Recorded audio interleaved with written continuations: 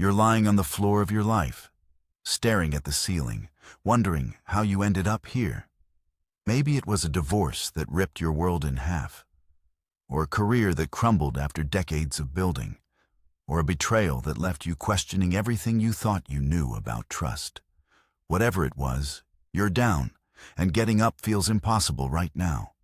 Your chest is heavy, your mind is racing with questions that have no good answers, and every well-meaning person telling you to just stay positive makes you want to scream because they don't understand what it's like to be where you are. You're not broken, even though it feels that way. You're not weak, even though your legs are shaking when you try to stand. You're human, and humans fall. We fall hard, we fall often, and sometimes we fall in ways that leave scars nobody else can see. But falling isn't the problem, and it never was. The real problem is that nobody ever taught you how to get back up properly, how to use the pain as fuel instead of letting it pin you to the ground, how to transform the worst moments of your life into the foundation of something stronger than you were before. This book is about that transformation, the one that happens when you stop waiting to be rescued and decide to become your own hero. It's about understanding that getting back up isn't just about standing on your feet again. It's about rising with clarity, with purpose, with a fire inside you that wasn't there before you fell. Because the truth nobody wants to admit is this: some of the best things that ever happened to you came disguised as disasters. The promotion you didn't get led you to a career you actually love. The relationship that ended made space for the person you were meant to become. The failure that humiliated you taught you lessons success never could. But reaching that understanding requires more than positive thinking or motivational quotes plastered on your bathroom mirror. It requires a system, a step-by-step process for turning devastation into direction, for converting the energy of your pain into momentum that carries you forward instead of dragging you under. You'll learn that system in the pages ahead. Not theory pulled from textbooks, but proven methods grounded in neuroscience, psychology, and the real-world experiences of people who've walked through fire and emerged on the other side, fundamentally changed, but not destroyed. What if getting back up wasn't about returning to who you were before you fell, but about becoming someone entirely different, someone wiser, more resilient, someone who knows exactly what they're capable of because they've tested those limits in the darkest moments? What if the fall wasn't the end of your story, but the beginning of the chapter where everything finally makes sense? You're about to discover that the ability to rise after being knocked down isn't something you're born with or without. It's a skill, one you can develop and strengthen with the right tools, the right mindset, and the courage to try one more time, even when trying feels pointless. In the chapters that follow, you'll meet people who had every reason to stay down and chose to rise anyway. You'll understand why your brain fights you when you try to recover, and how to work with it instead of against it. You'll build a personalized recovery plan for the next time life knocks you flat. Because there will be a next time, and you'll be ready for it. Most importantly, you'll realize that this moment, the one where you're questioning whether you can survive this, is exactly where your transformation begins. Nobody is coming to save you, and that's the most liberating thing you'll ever hear. Your recovery isn't in someone else's hands. Your strength doesn't depend on luck or timing or waiting for the perfect moment when everything finally aligns. It depends on you, on your willingness to take the first small step, even when you can't see the path ahead. On your decision to try again tomorrow, even if today was a total disaster. So take a breath. Close your eyes if you need to. Feel the weight of everything you're carrying right now. And then imagine setting it down. Not forever, but just for long enough to read these words, to absorb these ideas, to give yourself permission to believe that getting back up is possible. Because it is. It always has been. Chapter 1. The lie they sold you about falling. They told you that failure was something to avoid at all costs, that falling meant weakness, that people who succeed are the ones who never stumble in the first place. You believed them because they said it with such confidence. Teachers, parents, success stories plastered across magazine covers, motivational speakers on stages with perfectly curated lives. And so you built your entire identity around staying upright, around never making the kind of mistakes that would expose you as flawed, around maintaining the appearance of someone who has it all figured out even when you're drowning inside. That belief system kept you safe for a while, or at least it felt that way. You worked harder, pushed through exhaustion, pretended everything was fine when it wasn't, all to avoid the one thing you feared most: being seen on the ground. But somewhere along the way, life stopped cooperating with your carefully constructed plan. Maybe it was a sudden crisis, a job loss that came out of nowhere, a health diagnosis that changed everything, a betrayal that shattered your trust. Or maybe it was a slow erosion, years of building something that crumbled the moment you finally admitted you hated what you'd become. There was a woman who spent 17 years climbing the corporate ladder at a company she joined straight out of college. By the time she turned 42, she'd made it to senior leadership, earned the salary she always dreamed about, and checked every box society told her mattered. Then the merger happened. Sudden, brutal, efficient. Her position was eliminated overnight, and the severance package came with a polite letter thanking her for her years of service, as if 17 years could be summarized in 3 paragraphs and a check. She didn't just lose her job that day. She lost her identity, the thing she'd wrapped her entire sense of worth around, the answer to the question, "Who are you?" that she'd been giving at dinner parties for nearly 2 decades. For months, she couldn't bring herself to update her resume or reach out to her network, because doing so meant admitting she'd fallen. She stayed home, scrolled through LinkedIn watching former colleagues celebrate promotions, and felt the weight of shame pressing down harder every single day. The worst part wasn't the unemployment. It was the belief that getting laid off meant she'd failed, that losing her position proved she wasn't as valuable as she thought, that everyone who knew her success story would now see her as someone who couldn't hold on to what she'd built. But what if everything they told you about falling was wrong? What if the people who taught you to fear failure were the ones who never understood its purpose, who never learned the difference between falling and staying down, who confused stumbling with surrender? Because falling isn't the opposite of success, it's part of the process, an unavoidable step on the path to becoming someone capable of handling what comes next. That woman eventually realized something that changed everything. Being laid off didn't mean she failed at her job. It meant the job failed her, that she'd spent nearly 2 decades building someone else's dream while ignoring her own. 6 months after the layoff, she started her own consulting firm focused on the work she actually cared about, the projects she used to do late at night after her real responsibilities were finished. Within a year, she was earning more than she did in corporate, working with clients who valued her expertise, and waking up without the dread that had defined the last 5 years of her career. The fall didn't destroy her. It freed her from a path she was too afraid to leave on her own. The real lie wasn't that falling happens. Everyone knows it does. The lie was that it means something terrible about who you are, that it's evidence of inadequacy instead of proof that you tried, that you risked, that you put yourself out there in a world that doesn't promise safety or fairness to anyone.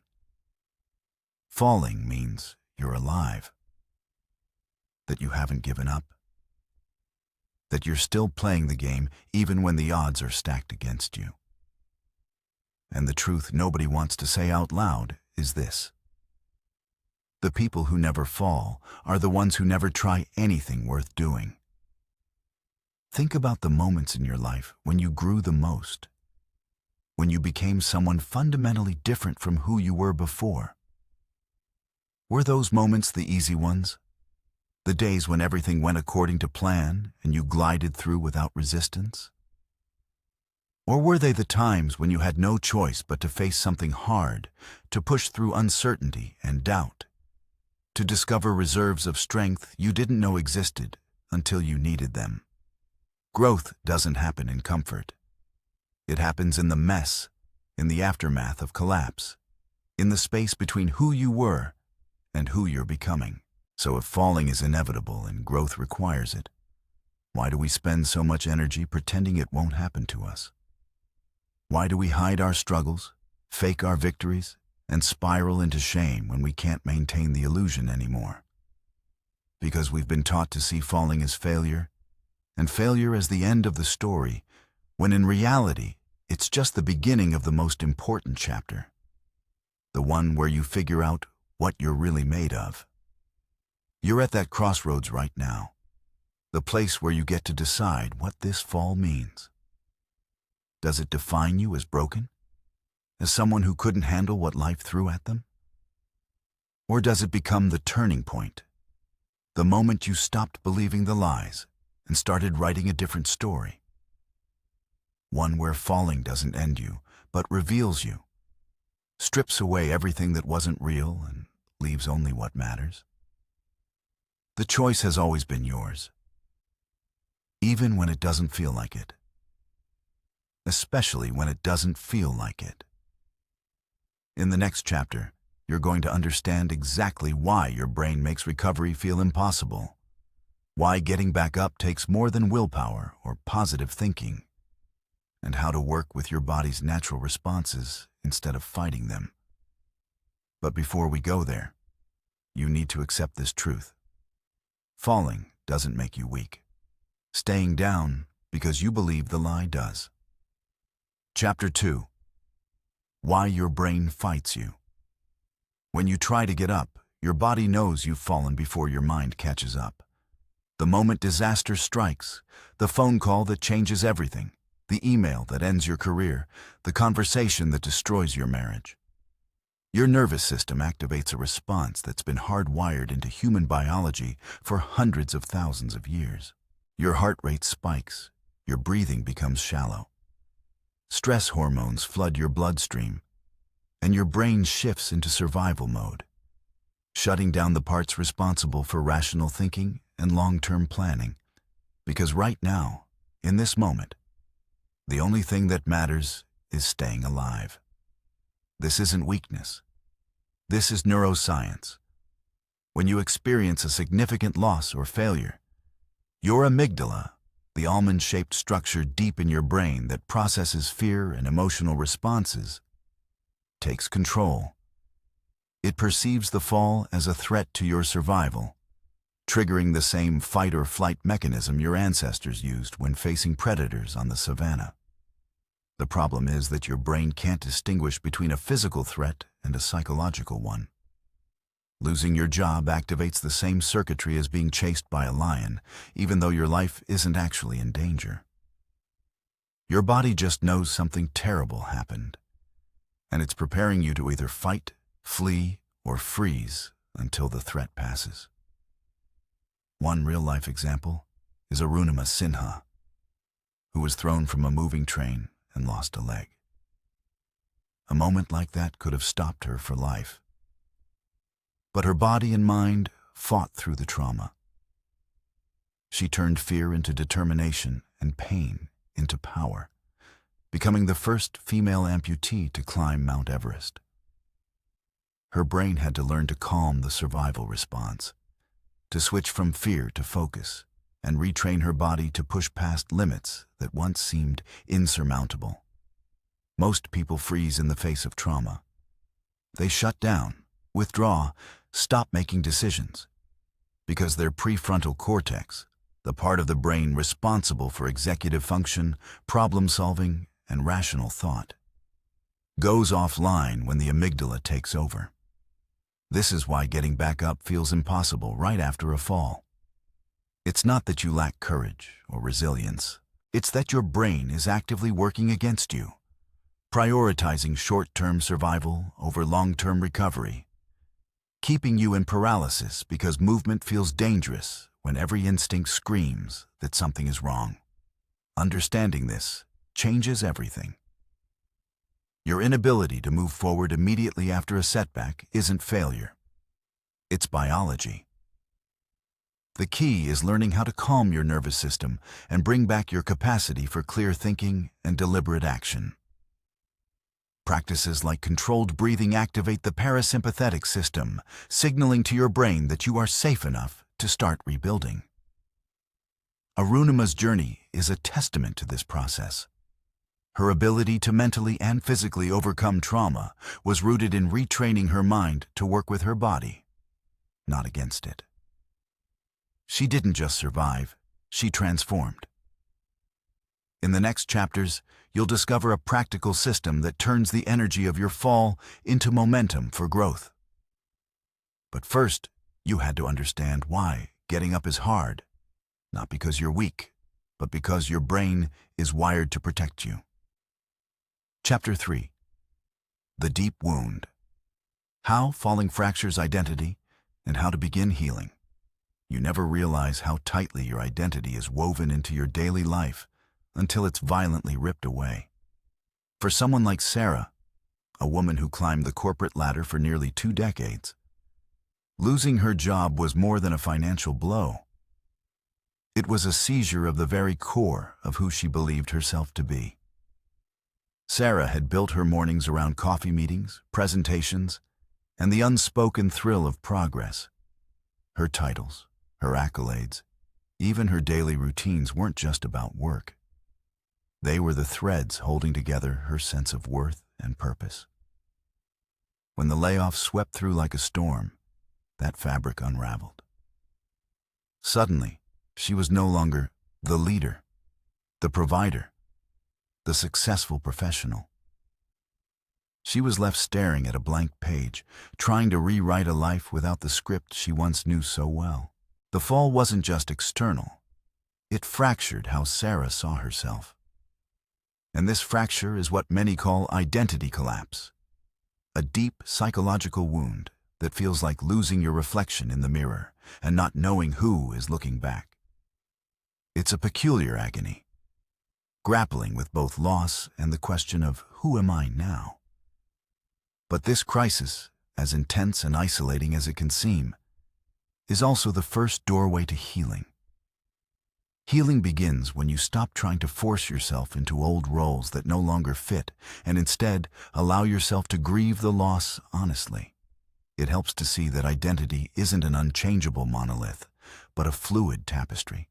What Sarah discovered, and what many do, is that beneath the fractured surface lie undiscovered parts of herself, waiting to be recognized and woven into a new, authentic selfhood.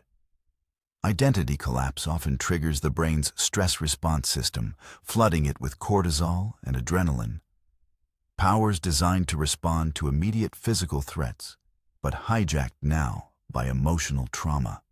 This neurochemical storm causes memory disruption, impaired decision-making, and a sense of detachment, all conspiring to make recovery feel overwhelming. Understanding this neurobiology doesn't just explain the pain. It lights the path to recovery by showing what parts of the brain need restoration and care. One evening, during a particularly dark week, Sarah recalled something a mentor once told her. You're not your job. Your value isn't tied to a title. That seed of truth began to crack the hard shell wrapped around her heart. She started setting small goals, not for climbing ladders, but simply for feeling alive again. Morning walks, journaling, reconnecting with long-lost passions. Step by tentative step, identity begins to heal when action follows acceptance. The blank page doesn't stay blank for long when you start writing with courage. Healing identity also involves rebuilding your narrative. Psychologists call this Meaning-making, the process of integrating what happened into a coherent story, where you are not just a victim, but also a survivor and creator of your future. Sarah began this by reframing her layoff as a painful but necessary interruption, a comma in her story, not a period. Other people recovering from trauma tell similar stories. Arunima Sinha, who lost her leg in a brutal attack, described how her injury forced a total rewrite of who she believed she was. From despair, she sculpted resilience, climbing Everest not just as an athlete, but as a symbol of what's possible when identity is reclaimed.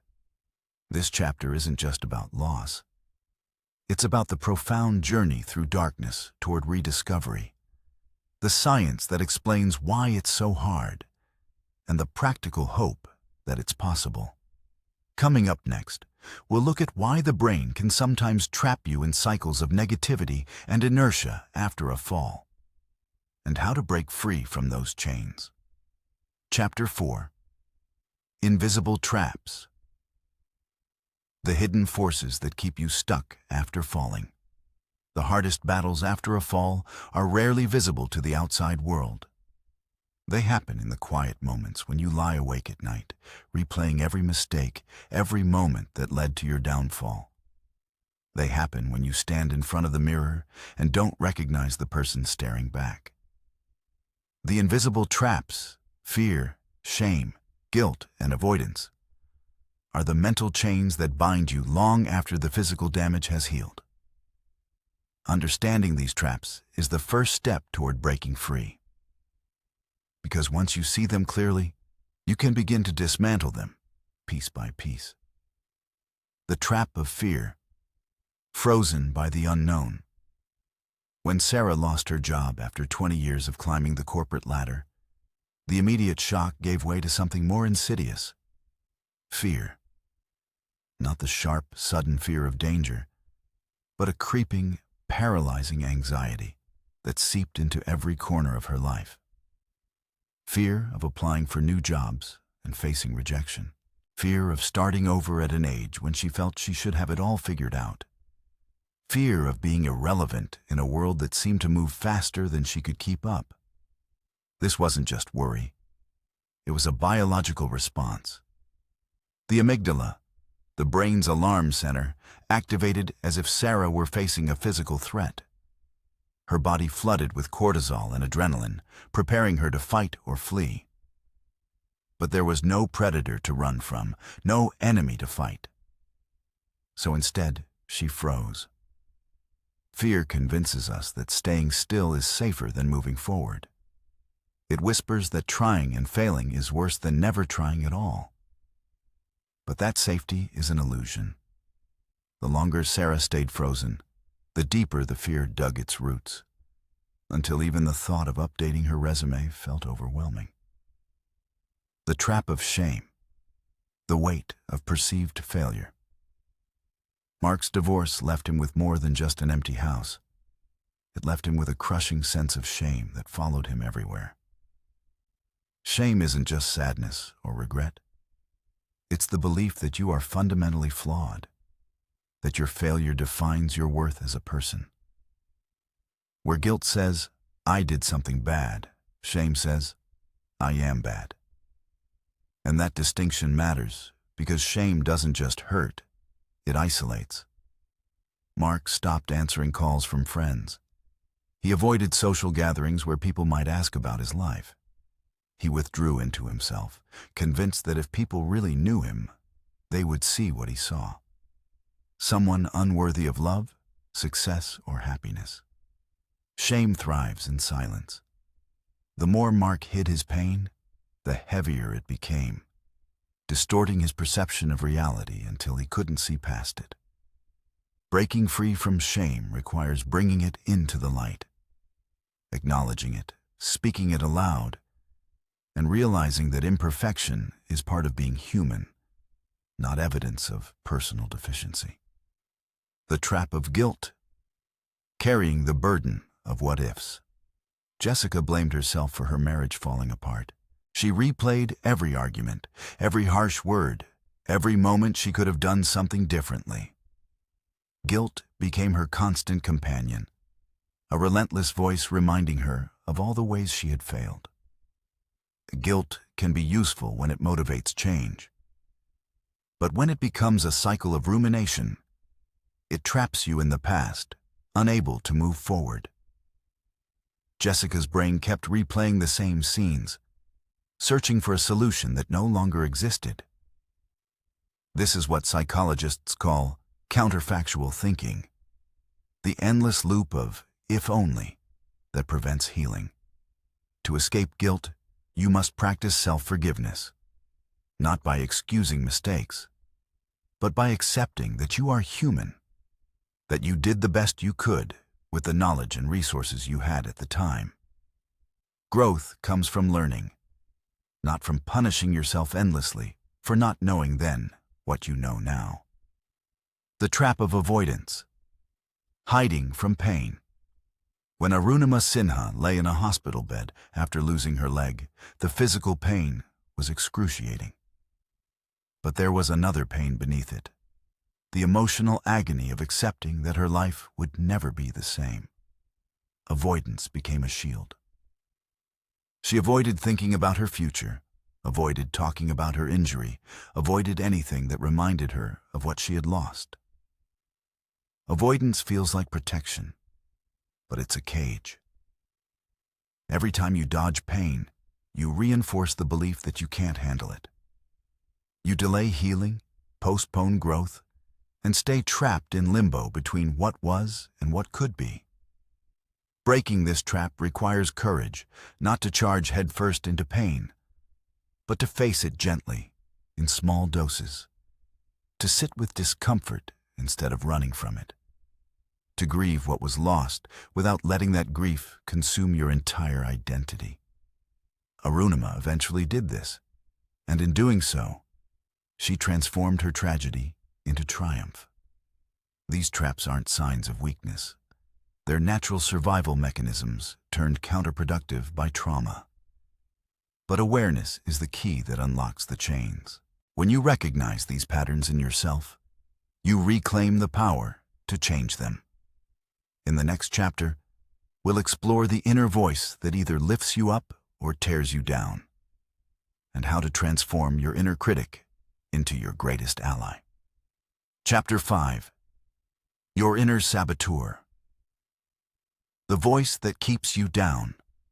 There's a voice in your head that sounds like reason, like caution, like the truth. It shows up the moment you consider taking a step forward, whispering that you're not ready, not qualified, not enough. It replays your failures on an endless loop, reminding you of every time you tried and fell short, every mistake that proves you should stay exactly where you are. This voice doesn't scream. It doesn't need to. It speaks in your own tone, using your own words. And that's what makes it so dangerous. You believe it's you. But it's not you. It's your inner saboteur, a psychological defense mechanism gone rogue, a part of your mind that once protected you from genuine threats, but now keeps you trapped in the safety of inaction. After a fall, this voice becomes deafening. It tells you the fall proved what you always suspected, that you were never capable in the first place, that trying again will only lead to more humiliation, that staying down is the smart choice, because at least down here, you can't fall any further. The problem is that your inner saboteur is a liar. Not intentionally, but functionally. It operates on outdated information, ancient fears, and a primitive understanding of safety that hasn't evolved past, don't leave the cave or you'll be eaten. In the modern world, where the greatest risks aren't physical but psychological, this voice doesn't protect you. It paralyzes you. Listen closely to the thoughts that run through your mind when you consider moving forward after a setback. You'll recognize these patterns. Who do you think you are? Questioning your right to try. You tried that before and failed, using history as prophecy. Everyone will see you fail. The voice of shame. it's too late for you, weaponizing age and time. You'll lose what little you have left, convincing you that any movement risks shattering what remains. These aren't just negative thoughts. They're sophisticated psychological traps designed to keep you in a state of permanent hesitation, where the fear of failure becomes greater than the pain of staying stuck. Sagar Gadhvi knew this voice intimately. At 36, this Indian entrepreneur, whose journey from collapse to reinvention would later inspire countless others facing similar crossroads, stood at the edge of what looked like total collapse. Every morning, before his feet touched the floor, the saboteur was already speaking. You had your chance, and you blew it. Everyone believed in you, and you let them down. What makes you think you deserve a second shot? Sagar stopped answering calls. He stopped leaving his apartment. The world outside felt like a courtroom where everyone had already reached a verdict, and he was guilty of being a fraud. The voice convinced him that his failure wasn't circumstantial. It was definitional. He wasn't someone who failed. He was a failure, and the difference felt permanent. For months, Sagar lived in this paralysis. His wife watched helplessly as the man she married disappeared into silence and self-punishment. Friends offered encouragement, opportunities, connections, and he refused them all because the saboteur had a response for everything. They pity you. They don't actually believe you can do it. They're just being nice because they feel sorry for you. But something shifted when Sagar's 7-year-old daughter asked him a simple question. Papa, why did you stop smiling? Not why did you fail? Not why don't you have money? But why did you stop smiling? In that moment, Sagar realized the saboteur had stolen more than his confidence. It had stolen his presence, his connection to the people who actually mattered. He started small, not with grand plans or redemption arcs, but with questioning the voice. When it said, "You're finished," he asked, "compared to what?" When it said, "Everyone judges you," he asked, "Who specifically and why do I care?" The answers were never as solid as the voice made them sound. Most of the time, there were no answers at all, just fear masquerading as fact.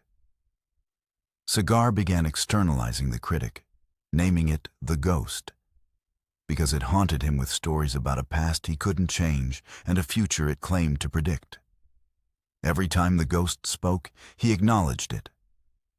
"Okay, ghost, I hear you." And then made his own choice anyway. This wasn't about silencing the voice. That was impossible. It was about removing its authority over his decisions.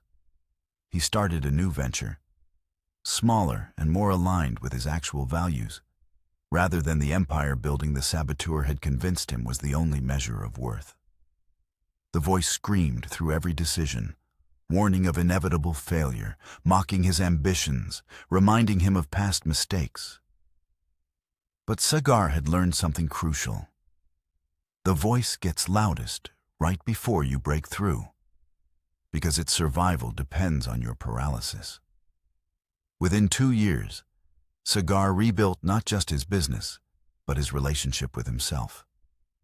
He discovered that the inner critic wasn't his enemy. It was a scared part of him trying to prevent pain in the only way it knew how.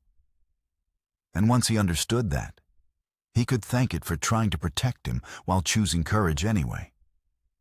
Understanding why the saboteur exists helps you fight it more effectively. Your brain's default mode network, the system responsible for self-referential thinking and rumination, becomes hyperactive after trauma or failure. This creates a feedback loop where negative thoughts about yourself generate emotional responses that feel like evidence, which in turn reinforces the negative thoughts. Your brain literally rewires itself around the story that you're not capable, not worthy, not enough. This isn't a character flaw. It's a survival mechanism gone wrong. In our evolutionary past, social rejection could mean death. So the brain developed a vigilant internal voice, constantly scanning for threats to your status and belonging. The problem? In modern life, this voice treats a career setback, a failed relationship, or a business collapse as if they're life-threatening events, flooding your system with the same stress chemicals your ancestors experienced when facing predators. The saboteur thrives on cognitive distortions, patterns of thinking that twist reality to fit its narrative. It catastrophizes, turning small setbacks into evidence of total failure. It personalizes, convincing you that external circumstances are verdicts on your worth. It overgeneralizes, using one failure to predict all future outcomes. And it mind reads, assuming you know what others think about you. Spoiler, you don't, and they're usually not thinking about you at all. They're too busy managing their own saboteurs. Recognizing these distortions is the first step to dismantling them. When the voice says, "I always fail," reality check. Always? Every single time? Or are you selectively remembering failures while ignoring successes? When it says, "Everyone thinks I'm a failure," reality check. Everyone? Every human on the planet has an opinion about you, and they all agree. Or is this projection, you think you're a failure, so you assume others do too? Breaking free from your inner saboteur doesn't mean silencing it. It means learning to recognize when it's speaking, questioning its authority, and deliberately choosing a different response. This is the process of transforming your inner critic into an inner mentor, a voice that challenges you from a place of support instead of sabotage. Step 1. Name the voice, not as my thought, but as the saboteur, or whatever term creates distance between you and it. This simple act of externalization weakens its power. Step 2. Question the evidence. The saboteur presents opinions as facts.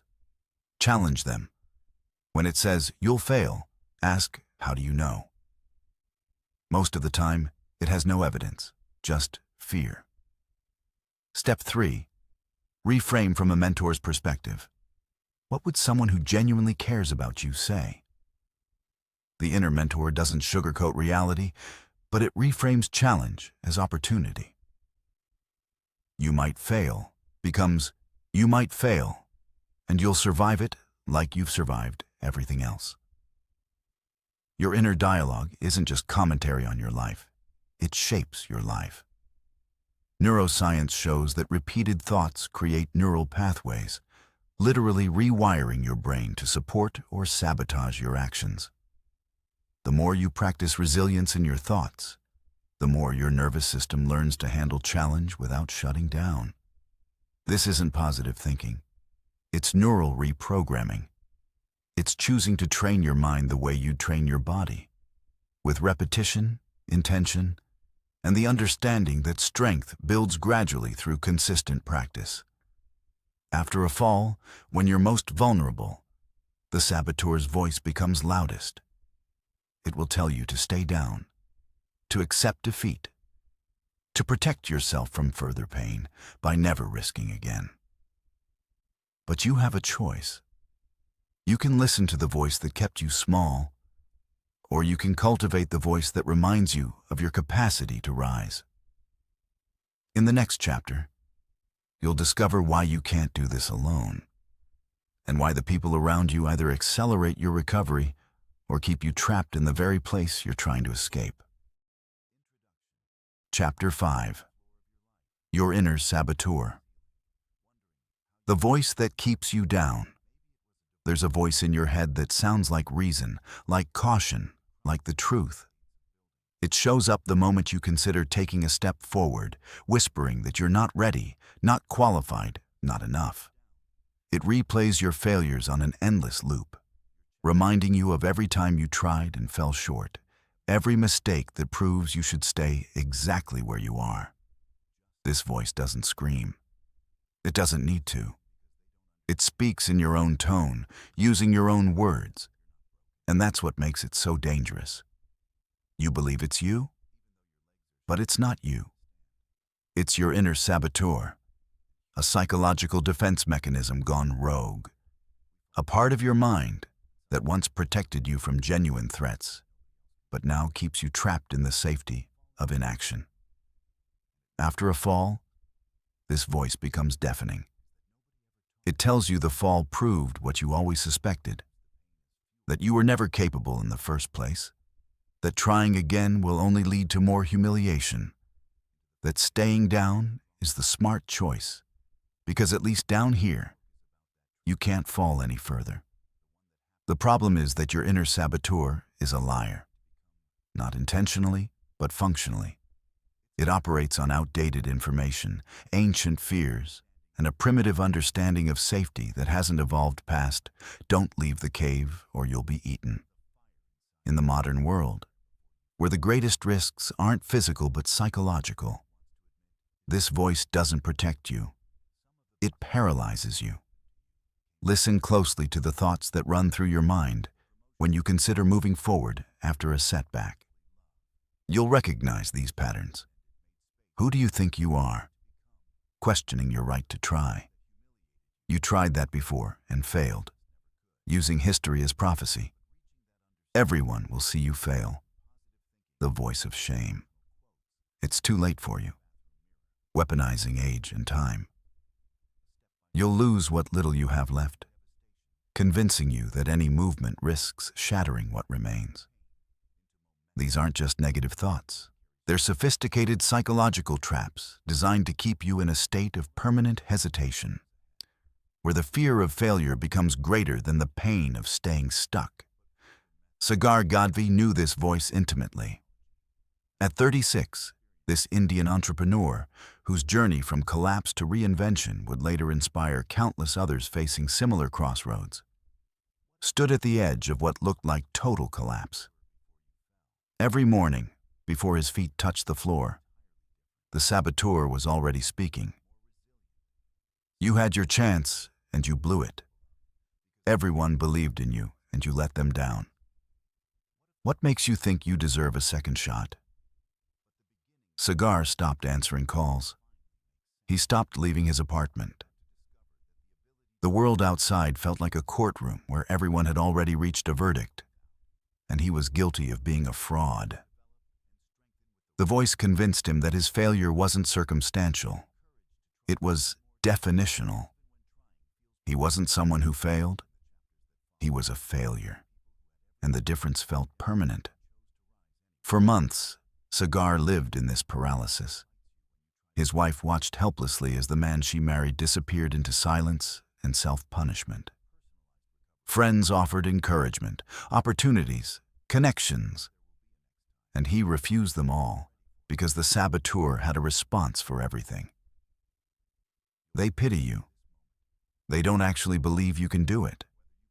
They're just being nice because they feel sorry for you. But something shifted when Sagar's 7-year-old daughter asked him a simple question. "Papa, why did you stop smiling?" Not why did you fail? Not why don't you have money? But why did you stop smiling?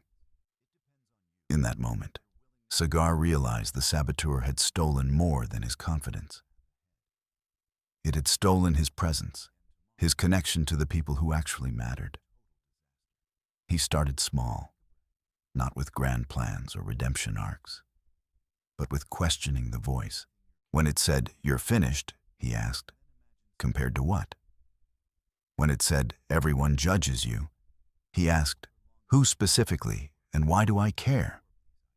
The answers were never as solid as the voice made them sound. Most of the time, there were no answers at all, just fear masquerading as fact.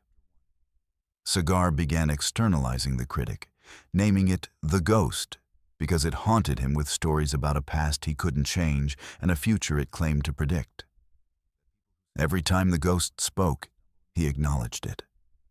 "Okay, ghost, I hear you," and then made his own choice anyway. This wasn't about silencing the voice. That was impossible. It was about removing its authority over his decisions.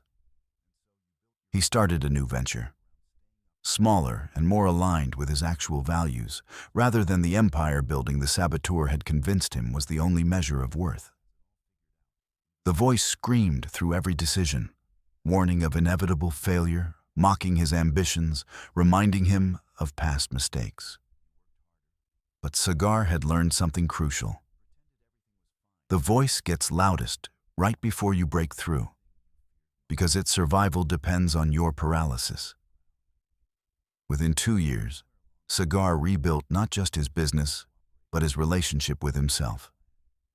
He discovered that the inner critic wasn't his enemy.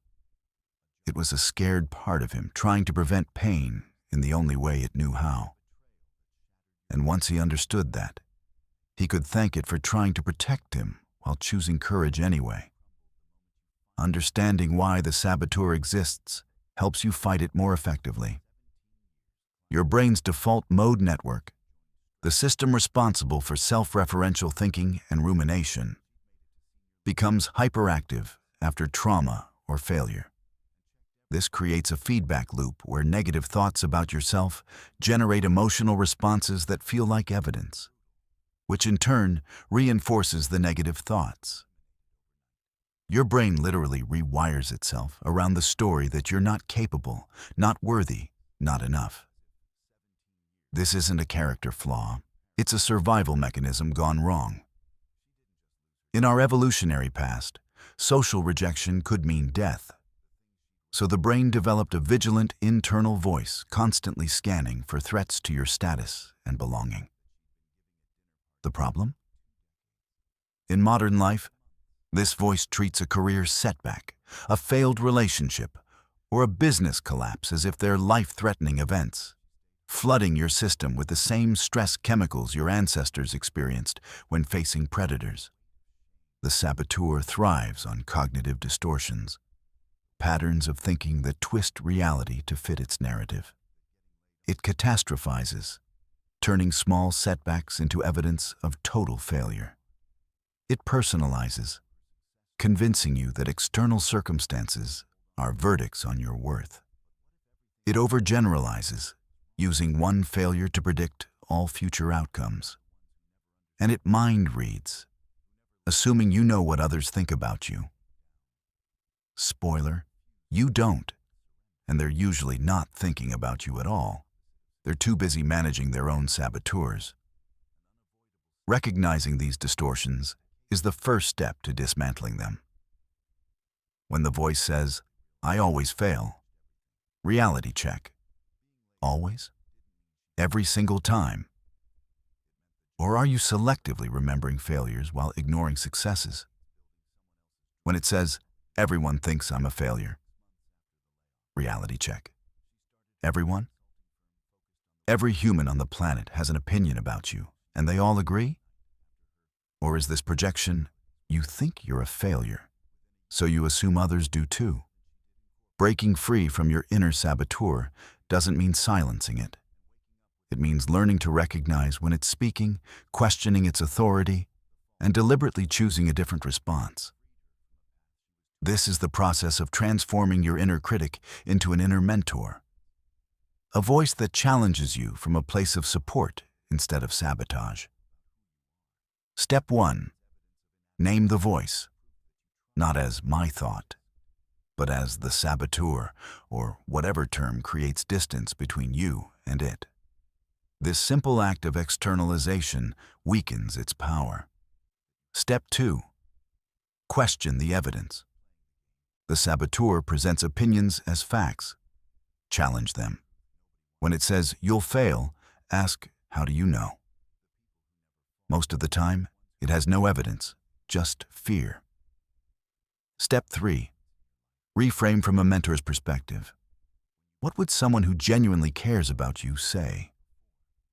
The inner mentor doesn't sugarcoat reality, but it reframes challenge as opportunity. You might fail becomes, you might fail, and you'll survive it like you've survived everything else. Your inner dialogue isn't just commentary on your life. It shapes your life. Neuroscience shows that repeated thoughts create neural pathways, literally rewiring your brain to support or sabotage your actions. The more you practice resilience in your thoughts, the more your nervous system learns to handle challenge without shutting down. This isn't positive thinking. It's neural reprogramming. It's choosing to train your mind the way you train your body, with repetition, intention, and the understanding that strength builds gradually through consistent practice. After a fall, when you're most vulnerable, the saboteur's voice becomes loudest. It will tell you to stay down, to accept defeat, to protect yourself from further pain by never risking again. But you have a choice. You can listen to the voice that kept you small, or you can cultivate the voice that reminds you of your capacity to rise. In the next chapter, you'll discover why you can't do this alone, and why the people around you either accelerate your recovery or keep you trapped in the very place you're trying to escape. Chapter 6. The people around you. Who lifts you? Who keeps you down? When you're lying on the floor of your life, people suddenly have all kinds of opinions about how you should get up. Your mother calls, her voice trembling with worry, offering advice wrapped in anxious hopes. A former colleague sends you a LinkedIn message about opportunities, but it feels more like pity than genuine support. Your closest friend arrives with wine and tissues, ready to help you process. But hours of rehashing what went wrong only deepen the hole instead of lighting a path forward. And then there's your brother-in-law, who quietly but persistently reminds you he warned you this would happen, as if being right matters more than your recovery. Falling doesn't just reveal your inner strength. It reveals the true nature of those around you, not their public personas or polite smiles at family dinners, but their real capacity for sitting with discomfort, offering support without fixing, showing up amidst the chaos without judgment or expectation. Some people rise to the occasion, others vanish, and some, ironically convinced they're helping, make everything worse. Sarah learned this lesson painfully after a sudden corporate layoff. In the first week, her phone buzzed constantly with messages from colleagues expressing shock and sympathy. But come week 3, silence fell over most of her circle, as though her unemployment was contagious. The people who stayed fell into 3 distinct groups, and understanding this shifted how Sarah approached her healing. The first group she called the toxic comforters. They offered platitudes. Everything happens for a reason. The universe is redirecting you. Their words sounded profound, but lacked the practical support Sarah desperately needed. They wanted her pain transformed into a tidy lesson, preferably quickly. The moment Sarah admitted she struggled, days she couldn't even leave bed, they grew uncomfortable, suggesting meditation or gratitude journaling as magic cures. Their intentions weren't cruel, just unprepared to hold space for real suffering. The second group were the indifferent bystanders. They offered quick condolences before turning back to their own dramas and distractions, absorbed in their narratives, unable to make room for someone else's crisis. Sarah recognized them as the peripheral contacts who'd never truly been close. The fall simply revealed the distance that was always there. But then there were the true allies. They showed up differently. They didn't try to fix Sarah or rush her healing or make her pain about their discomfort. They asked simple questions. What do you need right now? And then met those needs without judgment. One friend sent groceries unannounced, knowing Sarah hadn't been eating. Another sat silently with her, laptop open, working while Sarah stared at the ceiling, ensuring she wasn't alone. A mentor called not to advise, but to ask, "What's one small thing you can do today?" When Sarah answered, "Take a shower," the reply came swiftly, Good. Do that. Call me tomorrow. True allies understand that supporting someone through a fall isn't about grand gestures or perfect words. It's about consistent presence, about showing up when it's uncomfortable, about believing in your capacity to rise even when you've forgotten how to believe in yourself. These are people who don't need you to be okay to hold space for you. They sit with your pain without trying to solve it. They remind you of your strength when you can't see it yourself. Learning to tell these three groups apart changes everything about how you ask for help and who you let into your healing process. Asking for help is not weakness. It's strategy. Asking the wrong people confirms your worst fears, that you are alone, misunderstood, left to drown. The skill you need isn't just recognizing who falls into each group. It's learning to ask for what you truly need instead of settling. Vague requests like, "I'm going through a tough time," breed vague responses. Specificity matters. Saying, "I need someone to sit with me while I apply for jobs because alone I panic," gives people a clear action. Check in once a week and ask how I'm really doing, even if I say I'm fine. Leaves no room for guessing. Sarah created her recovery team, a trio of people with defined roles. One, her accountability partner, the person she messaged each morning with a daily goal. Another, her reality checker, someone she called when the saboteur's voice overwhelmed her. The third, her celebration witness, who acknowledged every small victory she couldn't see. This wasn't about needing an army.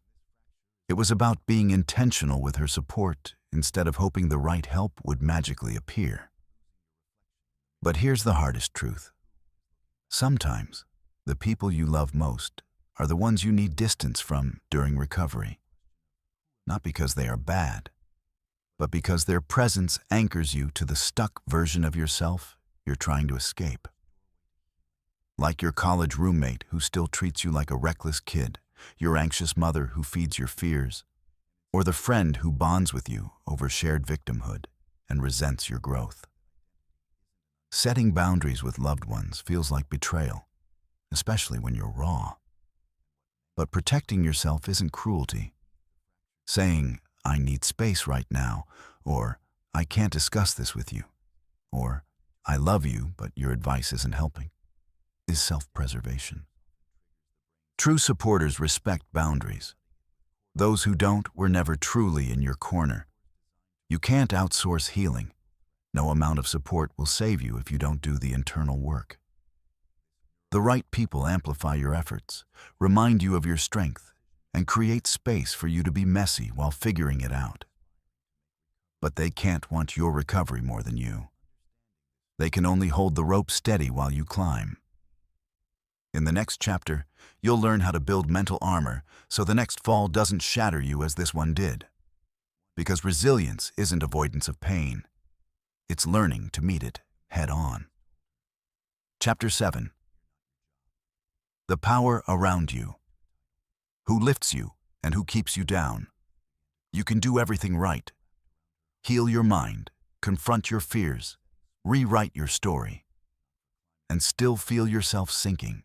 You meditate, you journal, you breathe, you repeat the affirmations you swore you believed. Yet something invisible keeps pulling you back to the floor. Sometimes the weight you're fighting isn't inside you. It's around you. The people closest to you form an invisible gravity.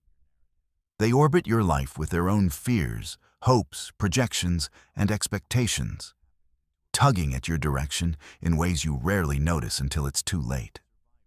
You wake up one day and realize that even after all the therapy, all the insights, all the self-work, you're still living by someone else's emotional weather report. You tell yourself you're just being polite when you answer the friend who drains you. You call it loyalty when you listen to relatives who constantly remind you of your failures. You mistake guilt for love when you keep people in your orbit long after they've stopped believing in your flight. But the truth is simple, even if it hurts. You cannot rise in an environment that keeps you anchored to who you used to be. The mind heals faster than the ecosystem it lives in. Your nervous system might be ready to move forward, but the world around you often isn't. The same way a recovering addict can't heal in a house full of old triggers, you can't rebuild yourself among people who only recognize your wounds. It's not that they're all villains. Most mean well. They just loved the version of you that was easier to understand. The version that didn't threaten their comfort or challenge their story about who you are. The fall exposed your fractures, but it also exposed theirs. And now, as you start to stand, their reactions will tell you everything about whether they can walk beside you into your next chapter. So before you take another step forward, you need to ask the hardest question of all. Who around me is actually helping me rise? And who is quietly keeping me down? You won't like some of the answers, but what you'll discover will free you more than any motivational speech ever could. Because rising isn't just an internal act. It's an environmental decision. Sarah thought she was fine. After months of rebuilding, therapy, and small wins, she had convinced herself she'd turned the corner. She was running again, cooking real meals, even laughing at bad TV shows. The dark fog that had swallowed her after the layoff had finally started to lift. But lately, something felt off. Not depression, more like emotional quicksand. She wasn't falling anymore, but she wasn't really rising either. She was treading water in place. At first, she blamed herself. Maybe she hadn't healed enough. Maybe she was just lazy. Maybe this was as good as it gets. Then came the dinner. Her old colleagues had invited her to a reunion, nothing formal, just catching up. She almost declined, but decided it might be good to socialize again. The restaurant was elegant, full of warm light and the smell of roasted garlic and expensive wine. But within minutes, she felt like a ghost, watching her old life unfold without her. They asked polite questions about her break, how she was handling the transition, if she'd thought about going back into the industry. Each question was dipped in the kind of sympathy that sounds like care but tastes like pity. When she mentioned her consulting work, the small projects she'd started building, someone smiled tightly and said, "Oh, that's cute. Must be nice to have flexibility." Another chimed in, "At least you're not stressed anymore." Sarah laughed on cue, but something inside her cracked. She realized they weren't talking to her, not the person she was becoming. They were talking to the ghost of who she used to be. That night, she came home exhausted in a way that had nothing to do with wine or small talk. She sat in the dark with her laptop open and began typing without thinking. Who's really helping me get up? She started listing everyone she'd spoken to in the past month. Every text, every call, every dinner. Next to each name, she wrote one word. Better or worse? Better, her friend Maya, who didn't offer advice, just listened without judgment. Better, her mentor, who asked about her progress instead of her pain. Worse, her mother, who kept sending job listings just in case. Worse, her ex-colleague Lisa, who always started with, "Remember when you used to?" Worse, her neighbor, who turned every conversation into a competition of suffering. By the time she finished, the pattern was impossible to ignore. There were three kinds of people in her life. The anchors, those who, out of love or fear, kept pulling her back to the old version of herself. Her mother's worry, her friend's nostalgia, her colleagues' subtle hierarchy games, all designed, unconsciously, to keep her where she'd always been, safe, predictable, familiar. Anchors don't mean harm. They often think they're helping. But their love comes with strings attached, strings tied to their own comfort. Every time Sarah tried to move forward, they gently tugged her back toward the past. Then came the ghosts, the ones who vanished. When she lost her job, they texted once or twice. "Hang in there," and then disappeared into the fog of their own busy lives. Sarah used to take it personally, as proof she wasn't worth their time. Now she saw it differently. Her fall had simply removed the transactional glue holding those relationships together. Without the shared office, the shared status, the shared illusion, there was nothing left to connect. Ghosts don't betray you. They reveal who was never really there. And finally, the lifters, the rare few who showed up and stayed, not with speeches or solutions, but with presence. Maya, her friend from college, who sent her playlists instead of advice. Ben, her mentor, who didn't flinch when she admitted she was scared. Even her neighbor's teenage son, who helped her carry groceries and told her about his dream to start a podcast. Little, ordinary gestures, yet they built the scaffolding of her recovery. Lifters don't need you to be fixed. They just need you to be real. And somehow, being real around them makes healing faster. The next morning, Sarah printed her list and taped it above her desk. She drew a line down the middle and wrote 2 words at the top. Keep, release. She stared at the paper for a long time. Then she took a pen and started circling names. It felt like shedding a skin. Some circles made her cry. Others made her feel lighter than she had in months. By the end, her circle of keep fit into half a page. Her release list was 3 times as long. But instead of sadness, she felt something else, a quiet relief, like taking off shoes that had always been too tight. That day, she sent a few simple messages. To Maya, "You've been there for me more than you know. Thank you." To Ben, "Can I check in with you once a week for a while? It keeps me accountable." And to her mother, "I love you, but I need to find my way without more job listings right now." It wasn't dramatic. It wasn't confrontational. It was clean, a soft boundary drawn in permanent ink. That night, she slept deeper than she had in months. When she woke up, she looked around her quiet apartment and realized that loneliness and peace can feel identical at first, until you notice which one heals you. Sarah didn't just change her mindset that day. She changed her environment. And that made all the difference. What Sarah discovered through instinct, psychology later confirmed. Healing is not an isolated process of willpower and mindset. It's a physiological exchange between nervous systems. The people you surround yourself with don't just influence your mood.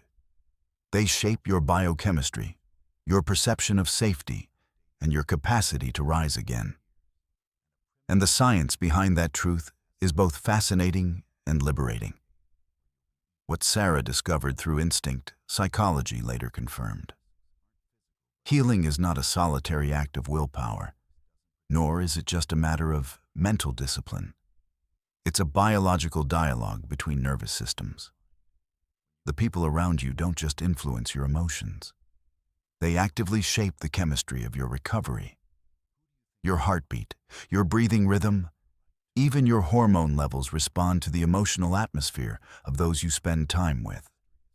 You are, quite literally, regulated by your relationships. Neuroscientists call this co-regulation. When 2 people interact, their nervous systems sync in subtle ways. A calm person can help lower your stress levels simply by being near you. Someone anxious or angry can make your body tense before your mind even realizes why. This is the silent exchange happening in every conversation, every text, every dinner table pause. You're not just sharing words. You're sharing signals of safety or threat. This explains why some people feel soothing without saying a thing, and why others exhaust you after 10 minutes. Their nervous systems send constant updates to yours. We're safe, or we're not. It's not imagination or hypersensitivity. It's how humans have survived for hundreds of thousands of years. Your brain is wired to read others, to detect threat or comfort long before logic has time to speak.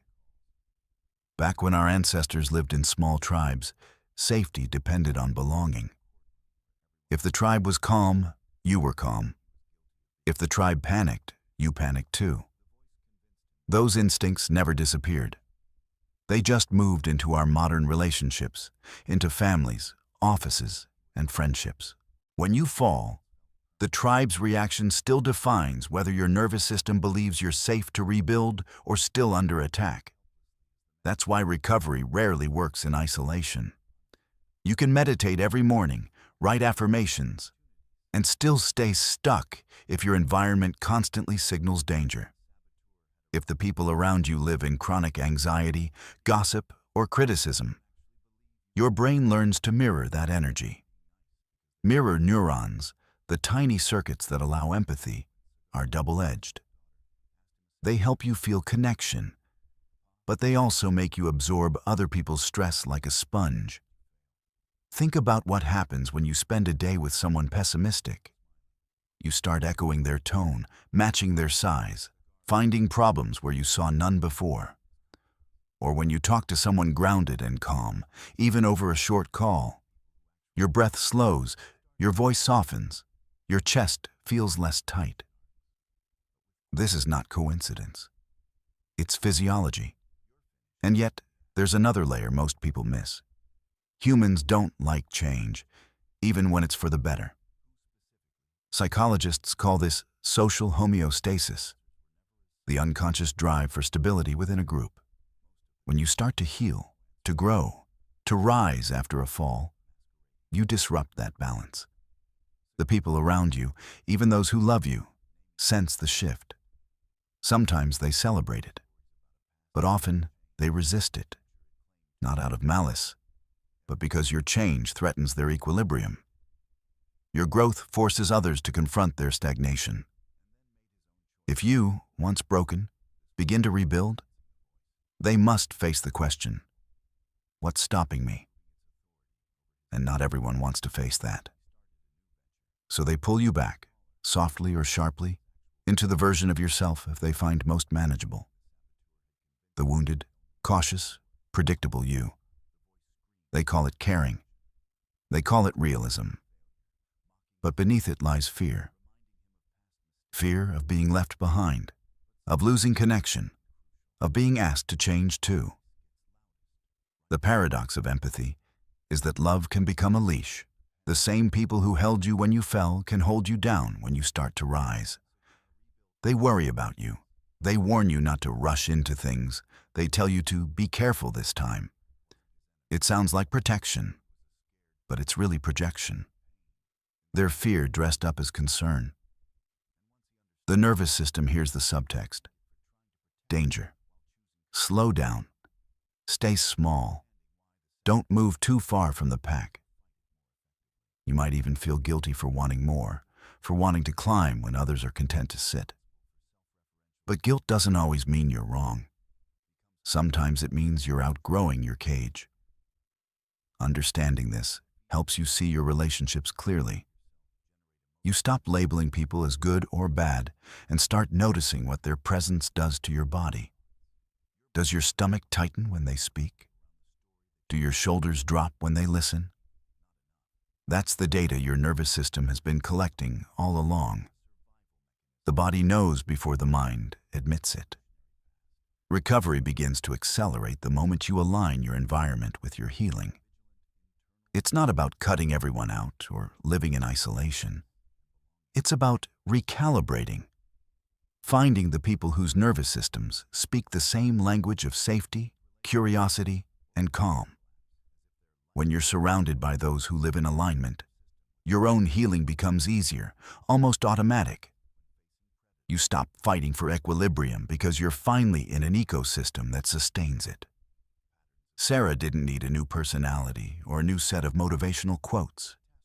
She needed new regulation partners, people whose presence reminded her that growth was safe. Once she surrounded herself with lifters, her energy returned. Her ideas flowed again. She started waking up before her alarm, not because she forced discipline, but because her body was no longer stuck in defense mode. Healing, then, is not just emotional resilience. It's environmental intelligence. The ability to choose who gets access to your nervous system. That's the real boundary work no one talks about. When you begin to understand how deeply your biology depends on your circle, you realize why recovery feels impossible when surrounded by fear. It's not lack of motivation. It's survival instincts doing their job. The only way to rise sustainably is to teach your brain that safety and progress can coexist. And that lesson is learned fastest in the company of those who already live it. So before you blame yourself for slow progress, pause and look around. Who shares your space? Who shares your time? Whose voice echoes in your mind long after the conversation ends? Every person you keep close is a signal to your nervous system. Some say, you're safe. Others whisper, stay small.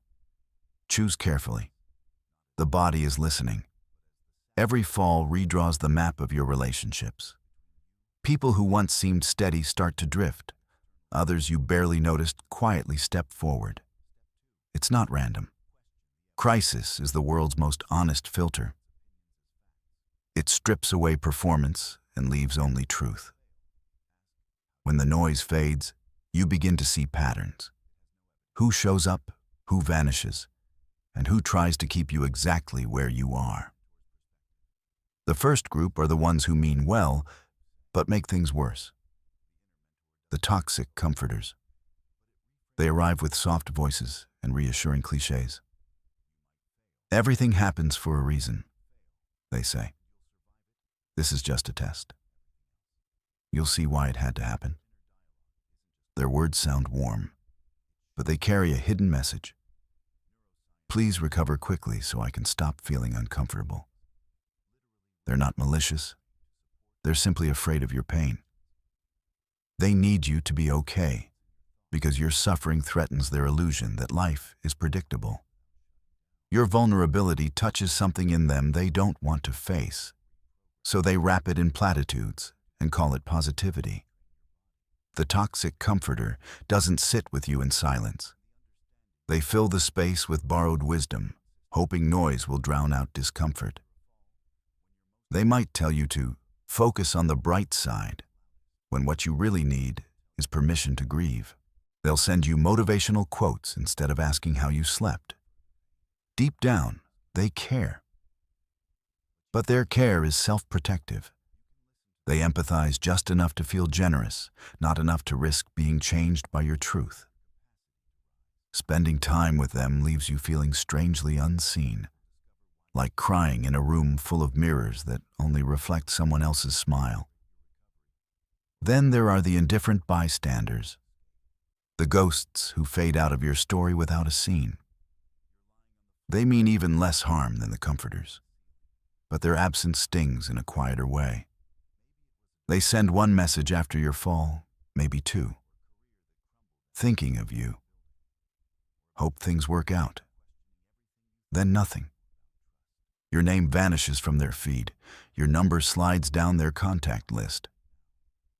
You try not to take it personally, but part of you still wonders if they were ever really there. The truth is, indifference is the default state of most people. Everyone is carrying their own chaos, and empathy has limits. When your crisis doesn't fit neatly into someone's attention span, they retreat into the safety of their own narratives. It's not cruelty, it's bandwidth. They don't have the emotional capacity to absorb your storm when theirs is still unresolved. Learning this frees you. You stop confusing proximity with loyalty. You realize that some connections exist only in seasons, and that endings don't always need villains.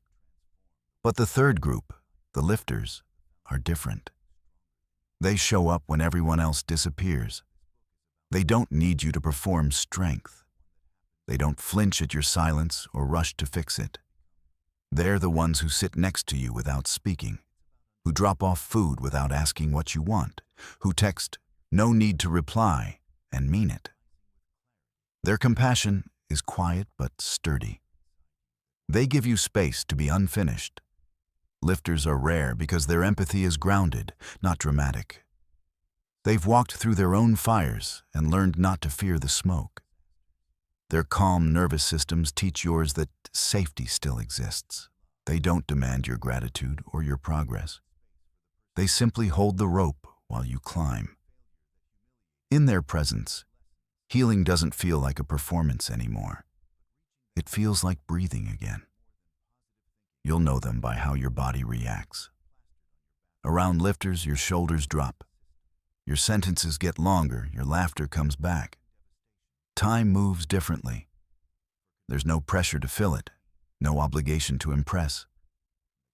You might talk about everything or nothing. Either way, you leave feeling lighter.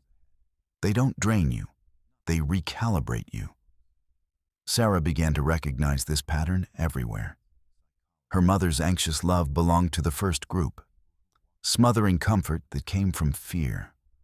Her old colleagues, busy and polite, belonged to the second.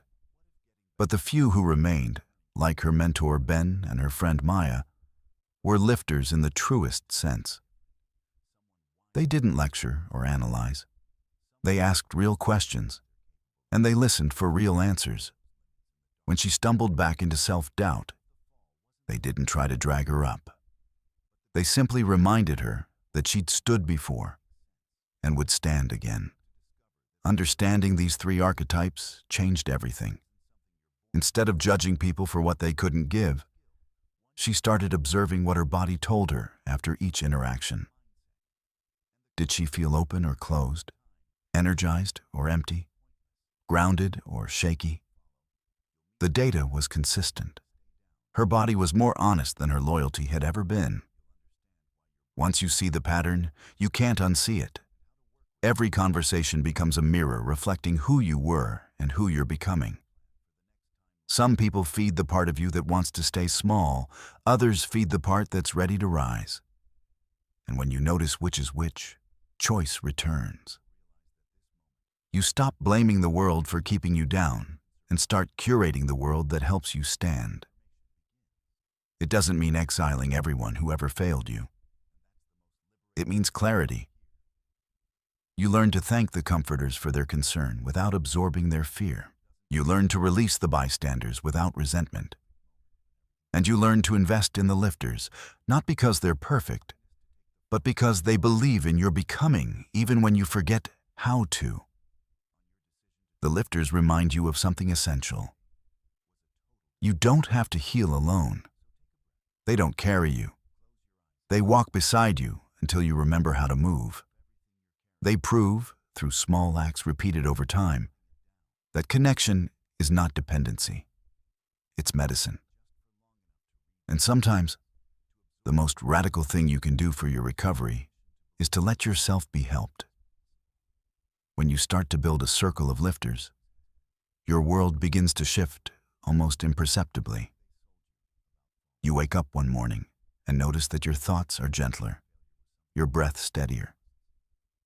It's not because life got easier. It's because you stopped trying to rise in an atmosphere that kept pulling you down. Your biology finally has permission to trust again.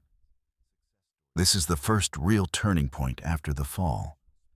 The moment you realize that healing isn't a solo climb, it's an ecosystem.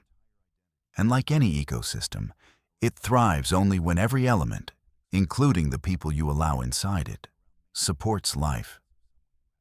We often hold on to the wrong people not because we don't see the truth, but because loneliness feels heavier than pain.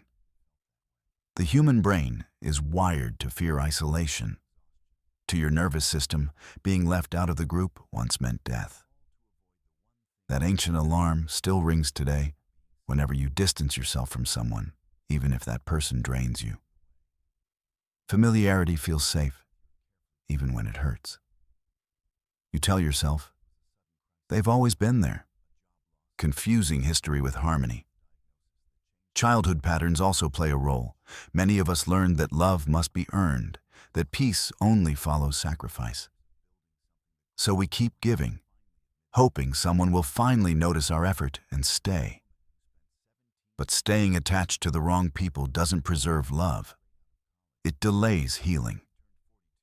The truth is, not everyone who walked with you into the storm is meant to walk with you out of it. Letting go is not betrayal. It's an act of emotional hygiene, clearing the air so your lungs can fill again. When Sarah realized this, she decided to build her recovery intentionally, the way an architect rebuilds after an earthquake. She thought of it as her recovery ecosystem, a small circle designed to support growth instead of guilt. At its core were 3 roles. The first was an accountability partner, someone to remind her of small daily steps and celebrate progress she might not see herself. The second was a reality checker, a friend or mentor who could challenge her distortions when fear blurred her judgment. And the third was a witness, someone who simply stayed, not to advise or rescue, but to reflect her strength back to her when she forgot it existed. Together, they formed a kind of scaffolding around her healing. Building your own ecosystem doesn't mean making a spreadsheet of people or turning friendship into a project. It means choosing presence over proximity. Notice whose energy steadies you, whose words bring clarity, whose silence feels safe. Ask them directly for the kind of connection you need. A weekly check-in, a shared walk, a listening ear. Most people want to help. They just don't know how. When you give them clear roles, you make recovery a shared mission instead of a lonely climb. The right circle doesn't push you or pull you. It stands beside you quietly until you remember you can rise. Setting boundaries after a fall feels unnatural at first, almost cruel. You've spent so long explaining yourself, apologizing for your needs, trying to keep peace that wasn't real. But real recovery requires friction, the courage to say no without adding a 20-minute justification.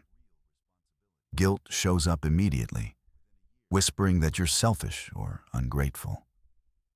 Yet guilt is just the echo of old conditioning, not proof of wrongdoing. When you protect your energy, you're not rejecting people. You're redefining the terms of connection. Boundaries are not walls. They're doors with locks you control. You decide who enters, when, and how long they stay. You don't owe everyone access, even if they gave you kindness once. You can love people and still say, "Not today." Each time you do, your nervous system learns that safety doesn't depend on pleasing others. When Sarah began setting limits, she practiced gentle honesty. She told her mother, "I love you, but I need space to find my rhythm." She told her friend who always asked for advice, "I can't hold this right now." The words felt heavy in her mouth, but the relief afterward was undeniable. The guilt faded faster each time, replaced by quiet confidence. Boundaries, she realized, were not barriers to love. They were the frame that allowed love to last. But when you clear space, something else happens. Emptiness. The silence after detaching from draining people can feel unbearable, like a vacuum waiting to swallow you. That's where the law of substitution comes in. You can't just remove connections, you must replace them with something life-giving, or loneliness will pull you back into old patterns. Nature hates emptiness, and so does the heart. Sarah filled that space with simple, grounding acts. Morning walks, community volunteering, reconnecting with hobbies that once made her lose track of time. She began meeting people who shared curiosity instead of comparison, warmth instead of worry. Slowly, the silence stopped feeling like loss and began to sound like peace. That's how the law of substitution works. Every person or habit you release must be replaced with something that restores your balance. Otherwise, the vacuum of absence will call the past back in. You don't have to rush to fill the space. Just fill it with presence. Your own first. Healing is rarely a grand revelation. It's the slow, steady act of choosing what and who surrounds you each day. You stop chasing approval. Stop explaining your worth to people who can't see it. Stop apologizing for needing space to breathe. The noise of other people's opinions fades, and what's left is quiet, not emptiness, but clarity. You begin to realize that rising doesn't mean standing taller than anyone else. It means standing in the right light among those who remind you that you belong there. Sarah didn't wake up one morning magically healed. What changed was her ecosystem. She had fewer people in her phone, fewer voices in her head, but more peace in her chest. She learned that peace and loneliness can feel the same at first, but only one of them heals. The other demands constant distraction. In the stillness she once feared, she started hearing herself again. Her true voice, the one that had been buried under years of noise and fear. Recovery isn't about finding new people to replace the old. It's about creating a world where you no longer need to shrink to fit. The right relationships don't rescue you. They remind you that you were never broken. They don't demand gratitude for staying. They celebrate your courage for continuing. When your circle becomes smaller but stronger, your mind becomes quieter, and your steps surer. You stop surviving on emotional scraps and begin living on real connection. So as you rise, look around. Who's beside you now? Not everyone who started this journey will stay, and that's okay. Some were lessons, others were bridges. You don't owe anyone permanence, only honesty. Surround yourself with people who breathe life into your lungs instead of doubt into your dreams. Let your ecosystem evolve as you do. That is how you stay risen. Not by never falling again, but by never falling alone in a world that holds you steady when you stand. Chapter 8. The Strategy of Small Steps. How to move when you have no strength left. There are moments after a fall when even breathing feels like work. You lie there, staring at the ceiling, waiting for strength to return, as if it might suddenly pour back into your body like electricity. But it doesn't. Strength doesn't come before you move. It comes because you move. The mind keeps whispering that you need energy first, clarity first, motivation first. The truth is simpler and harder. You need motion first. One small, clumsy action can break the stillness that has been holding you hostage. The hardest part isn't doing the big thing. It's doing anything. Getting up, showering, opening the window. The smallest actions look insignificant until you realize that each one rewires your brain. Every time you move, no matter how slightly, you send a signal. I'm still here. I'm still capable. You don't have to feel ready to act. Readiness grows in the doing. Daniel learned this the hard way. After losing his business and his marriage in the same year, he stopped leaving the house. Days blurred into nights, meals into skipped meals, promises into excuses. He tried to think his way out of the fog, but thinking only made the fog thicker. One morning, while scrolling aimlessly through his phone, he read a single sentence. If you can't do great things, do small things greatly. For reasons he couldn't explain, he stood up and made his bed. It took him less than 2 minutes. He didn't feel proud, just strangely relieved. The next day, he made the bed again, then walked to the corner store. By the end of the week, he'd cleaned the kitchen. None of it was impressive, but it was motion. A month later, Daniel started taking short walks. 10 minutes, then 15. He didn't set goals or track steps. He simply moved. His therapist later explained that those small actions were resetting his brain chemistry, giving him doses of dopamine, the motivation molecule. It wasn't willpower bringing him back to life. It was biology responding to movement. Sometimes the miracle isn't in running again. It's in standing long enough to take one step. You don't have to rebuild everything today. Just move the smallest part of what's broken. The rest will follow. When a person is overwhelmed by stress or loss, the brain doesn't shut down completely. It simply redirects its energy toward survival. The prefrontal cortex, responsible for logic, planning, and long-term goals, goes dim. That's why during crisis, even simple tasks feel impossible. You're not lazy. Your system is trying to protect you. The problem is, protection often looks like paralysis. The longer you stay still, the more your brain associates inactivity with safety. The key to breaking that loop isn't motivation or inspiration. It's microaction, movements so small that the nervous system doesn't resist them. Each step releases a spark of dopamine, the chemical that tells your brain, I did something. It's not pleasure yet, but it's proof of life. Big goals often backfire after a fall. They sound noble but feel unreachable, so the brain gives up before it starts. But if you make the task absurdly small, resistance melts. Reading a page feels heavy, reading one sentence doesn't. Going to the gym feels impossible. Putting on sneakers doesn't. Those tiny starts bypass the brain's alarm system and restart momentum. Consistency, not intensity, is what wakes the mind from numbness. That's the heart of the 2-minute rule. If a task takes less than 2 minutes, do it immediately. Not because it's efficient, but because it restores agency. When you choose to act, even briefly, you teach your mind that effort still matters.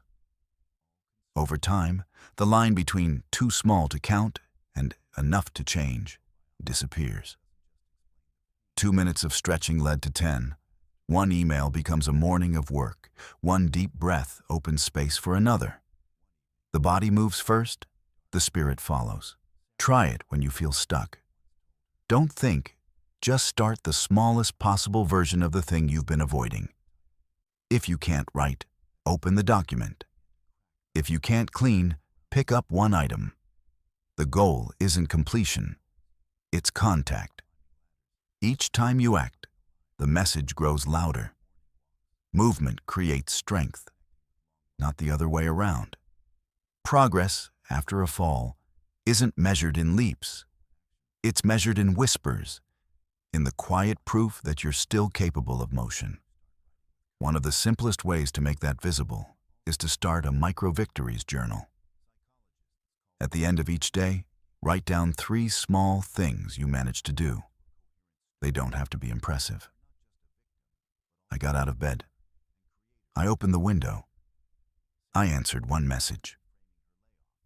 To the logical mind, these moments look meaningless. But to the recovering brain, they're evidence that momentum exists. When you record them, you anchor progress in reality. You remind yourself that even in the smallest day, something moved forward. Over time, these lines form a map of resilience.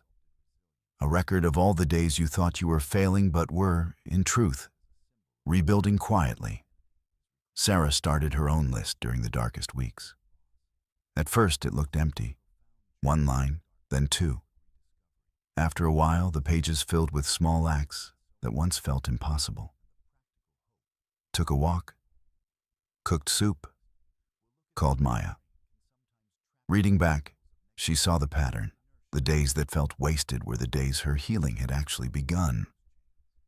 The journal didn't just track her actions, it rewired her attention. She began noticing what was working instead of what was missing. That shift changed everything. You don't need a perfect plan to rise again. You just need evidence that you can move. Each tiny act is a seed. It doesn't look like much, but it grows roots. Some days your step will be a word, some days a breath, some days just the decision not to give up. All of it counts. Strength doesn't arrive with fireworks. It comes quietly, disguised as persistence.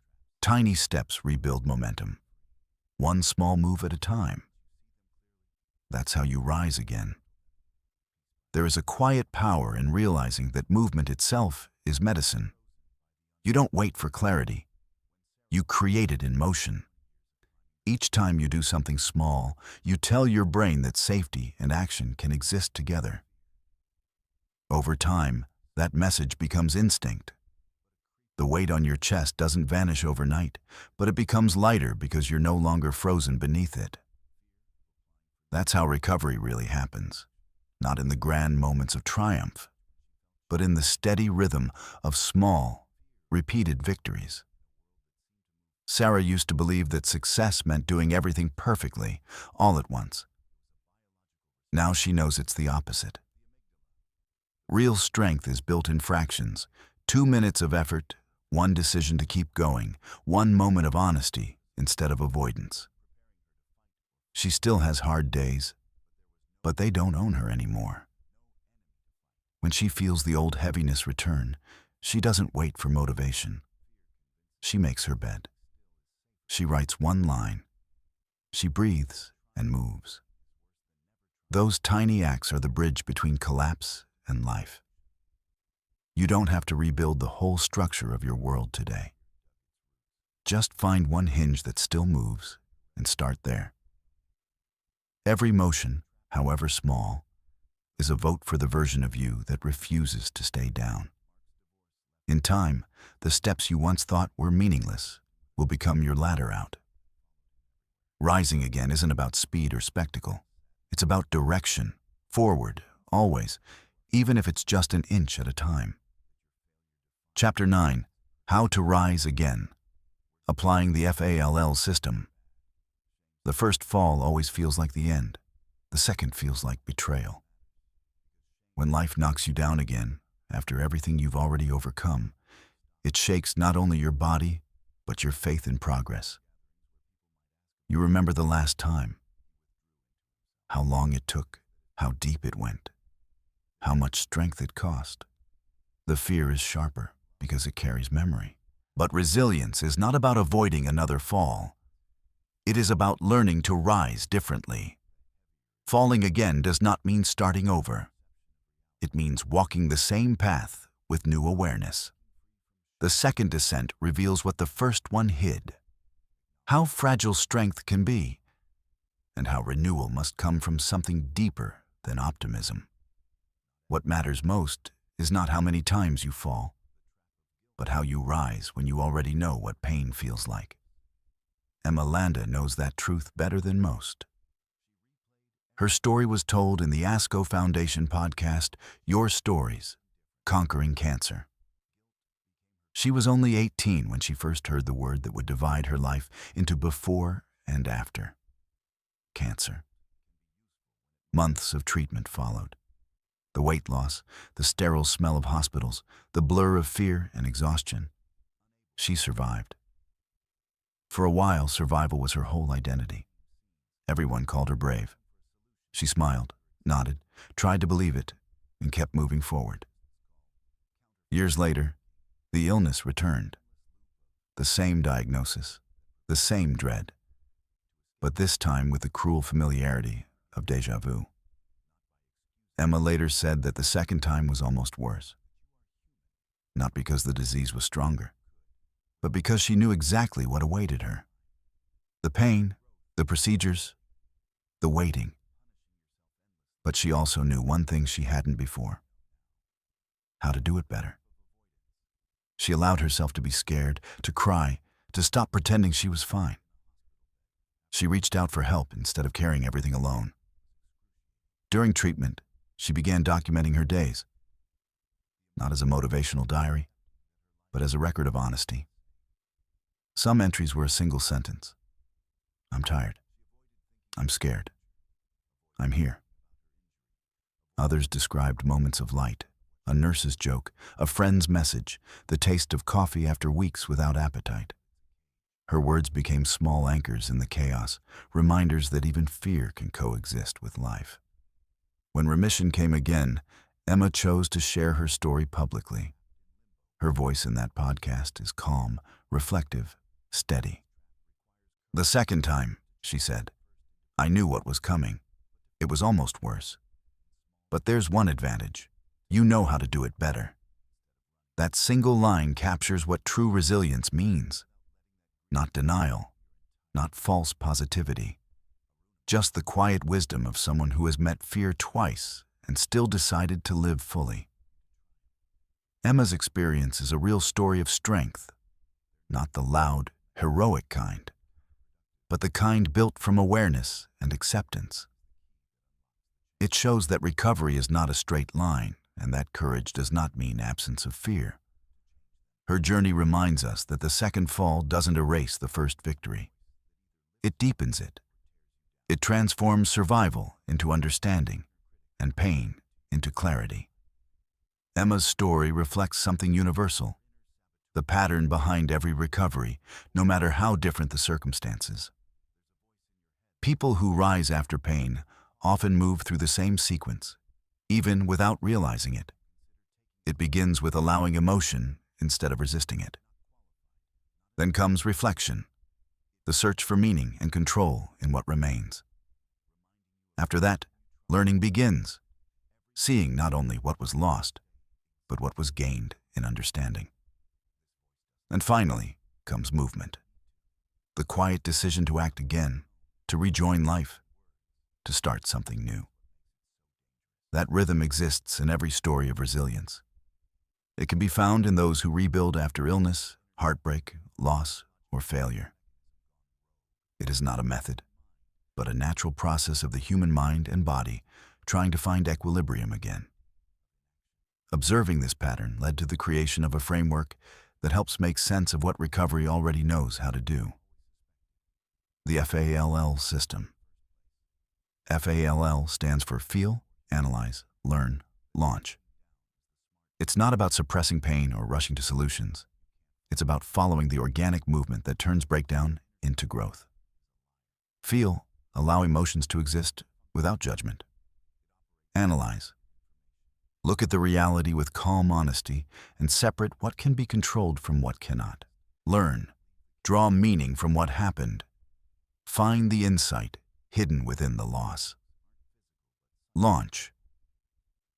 Take one conscious action that transforms reflection into renewal. This sequence doesn't belong to theory or self-help slogans. It belongs to real human experience, to people like Emma who, knowingly or not, embody its rhythm. The framework doesn't claim to erase pain or replace therapy. It simply gives shape to what the heart and mind already do when they begin to heal. The FALL system is not about rising once and for all. It's about rising again, each time with a little more clarity, a little more strength, and a little less fear. Recovery is not a single moment of victory. It is a sequence of movements that bring you back to balance. The FALL system gives this sequence a name, a rhythm you can follow when everything inside feels broken or scattered. It doesn't require motivation or faith. It begins exactly where you are, tired, afraid, uncertain, and guides you toward the next step. Feel. Every recovery starts with emotion, not action. Pain ignored becomes pain multiplied. To heal, you must allow yourself to feel without labeling what you feel as wrong. Fear, grief, anger, shame, all of them are signals from your nervous system trying to tell you something important has changed. Most people skip this stage because it's uncomfortable. They rush into fixing things before they've felt them. But emotion is the body's way of processing reality. Allowing it is not weakness. It's acknowledgement, acceptance, and commitment. Therapy calls this making space for emotion. When you breathe into what hurts instead of resisting it, your body begins to calm. You are no longer fighting yourself. You are listening. Analyze. Once emotion is seen, the mind becomes ready for clarity. This is the moment to separate what you can control from what you cannot. The brain craves certainty, but uncertainty is part of every crisis. Writing helps. It takes the chaos in your head and gives it structure. Ask simple questions. What is happening right now? What can I do today, not someday? What depends on me and what doesn't? Cognitive behavioral therapy calls this reframing. It's the act of catching your thoughts before they spiral into catastrophe and redirecting them toward reality. You don't have to solve the entire problem. You only need to name it accurately. Naming is power. It turns panic into a plan. Learn. After clarity comes meaning. Pain without learning repeats itself.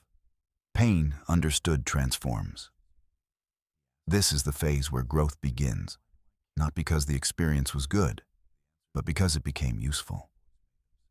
Psychologist Carol Dweck describes this as the growth mindset, the belief that every experience, even the hardest, can expand your capacity. Ask yourself, what is this teaching me? What part of me is stronger now? Sometimes the lesson is small. Patience, humility, trust. Sometimes it's profound, realizing that survival alone is not enough. You want to live differently. Learning doesn't erase suffering, it integrates it into wisdom. Launch. Feeling, thinking, and learning mean little until they lead to motion. Launching doesn't mean a grand comeback. It means one conscious act that says, I'm still alive. It can be sending one message, taking one step outside, or making one decision you've postponed. The principle of anti-fragility, described by Nassim Taleb, explains why this step matters. Systems grow stronger through stress, not in its absence. Every time you act after pain, you prove to your mind that discomfort isn't fatal. You grow, not despite the fall, but because of it. The 4 stages don't have fixed borders. They overlap, repeat, and evolve. Sometimes you'll circle back from launch to feel again, and that's normal.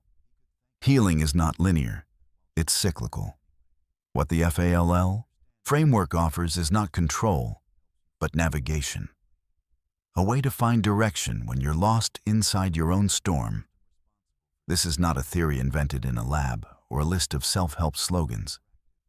It's the distilled patterns seen in countless stories of recovery, from survivors, patients, entrepreneurs, parents, and anyone who has had to start again. The names change, the details differ, but the movement is always the same. Feel, analyze, learn, launch. Each step brings the next. Each fall reveals the strength to rise again. When everything collapses at once, the mind craves a clear direction. The following sequence turns confusion into movement. It doesn't promise to erase pain. It simply gives you a way to keep walking through it. 4 steps. No deadlines. No pressure.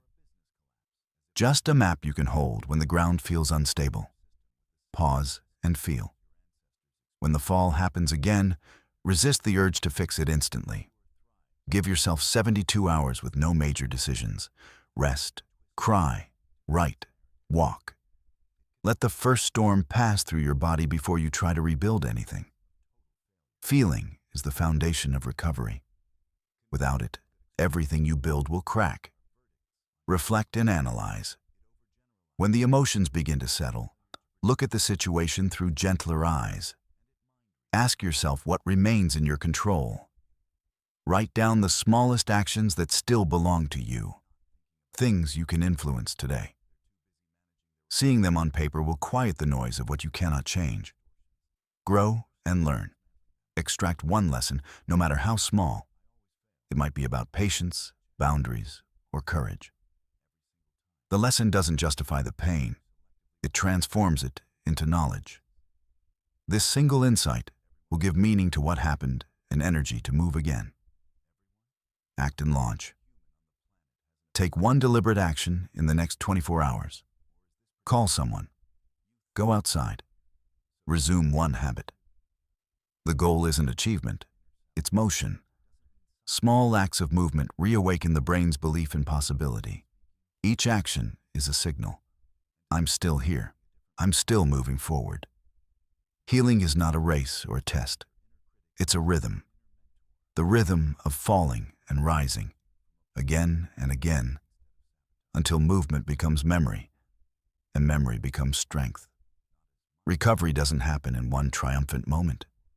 It happens quietly, in the space between falling and choosing to move again. There is no final victory, only deeper understanding. The more you rise, the less dramatic it becomes, and the more peaceful it feels. One day you notice that what used to break you now only bends you. The ground beneath you is the same, but your balance has changed. The truth is, you will fall again. Everyone does. But now you know how to land, how to breathe through the fear, face the facts, learn from the pain, and launch forward again. Falling no longer means failing. It means returning to the cycle that builds strength, grace, and calm. And in that quiet awareness, you begin to realize life was never about avoiding the fall. It was about mastering the rise. Chapter 10. Transformation. Who you become. After the fall, people often imagine recovery as a return, a slow climb back to the person they used to be, to the life that once felt safe. But that version of life no longer exists. After any true fall, the landscape changes, not just around you, but inside you. The expectation of returning to normal is what keeps many stuck in silent grief. They wait for the familiar feelings, the old rhythm, the lost ease. It doesn't come. And that absence feels like failure. But it isn't failure. It's evolution. When life breaks you open, the pieces never fit the same way again. That's not a tragedy. It's the beginning of transformation. The human mind is built to adapt, not to restore. After a collapse, your nervous system reorganizes itself. Your values shift. Your sense of time and meaning changes. You start noticing things you once ignored. You crave quieter truths. The noise of your old ambitions fades, replaced by the simple desire to feel grounded. What once looked like weakness, needing rest, saying no, being honest, begins to feel like strength. Trying to go back only deepens the wound. The truth is, there is no going back. You are not the same person who fell. The old version of you was built for survival in a world that no longer exists. The new one is forming, slowly, invisibly, through reflection and choice. This is what post-traumatic growth truly means. Not recovering what was lost, but discovering what was never known before. Growth after pain is not about rebuilding the past. It's about building the capacity to live with more depth, more honesty, and less fear. The question shifts from, how do I get back to who I was, to, who am I now after everything? That question doesn't demand an immediate answer. It invites curiosity instead of panic. Because identity, after a fall, isn't something you remember. It's something you create. Redefining yourself after loss or change is one of the hardest parts of healing. Pain reshapes the boundaries of who you believe you are. The roles you once held, partner, professional, friend, parent, may no longer feel the same. You start seeing how much of your identity was built around what you did, rather than who you were. And when the doing stops, you are left face to face with the being. It's uncomfortable at first. The silence feels too big. But this is the place where real identity begins. Not in the noise of activity, but in the quiet of awareness. Identity after pain has layers. The first is physical. Your body remembers the fall. It holds the tension, the scars, the fatigue. Healing begins when you stop demanding perfection from it and start listening instead. The second layer is emotional. The shift in what you value and what you no longer tolerate. Things that once mattered lose importance. Small acts of peace start to matter more.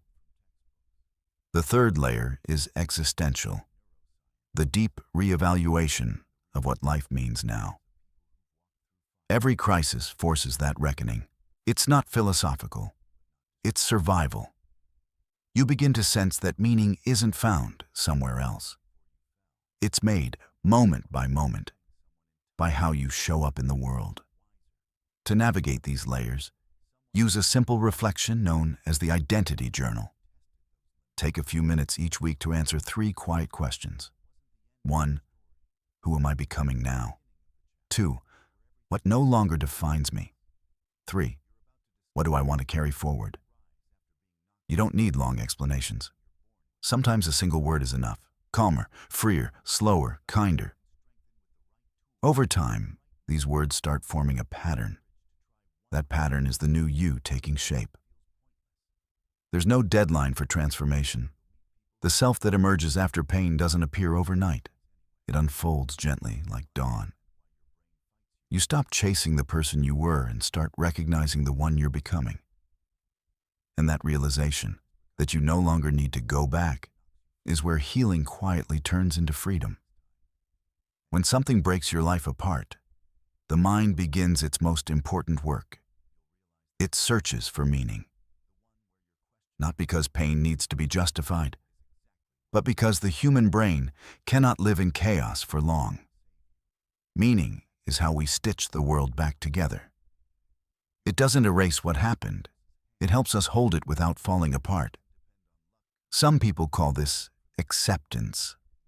Others call it peace.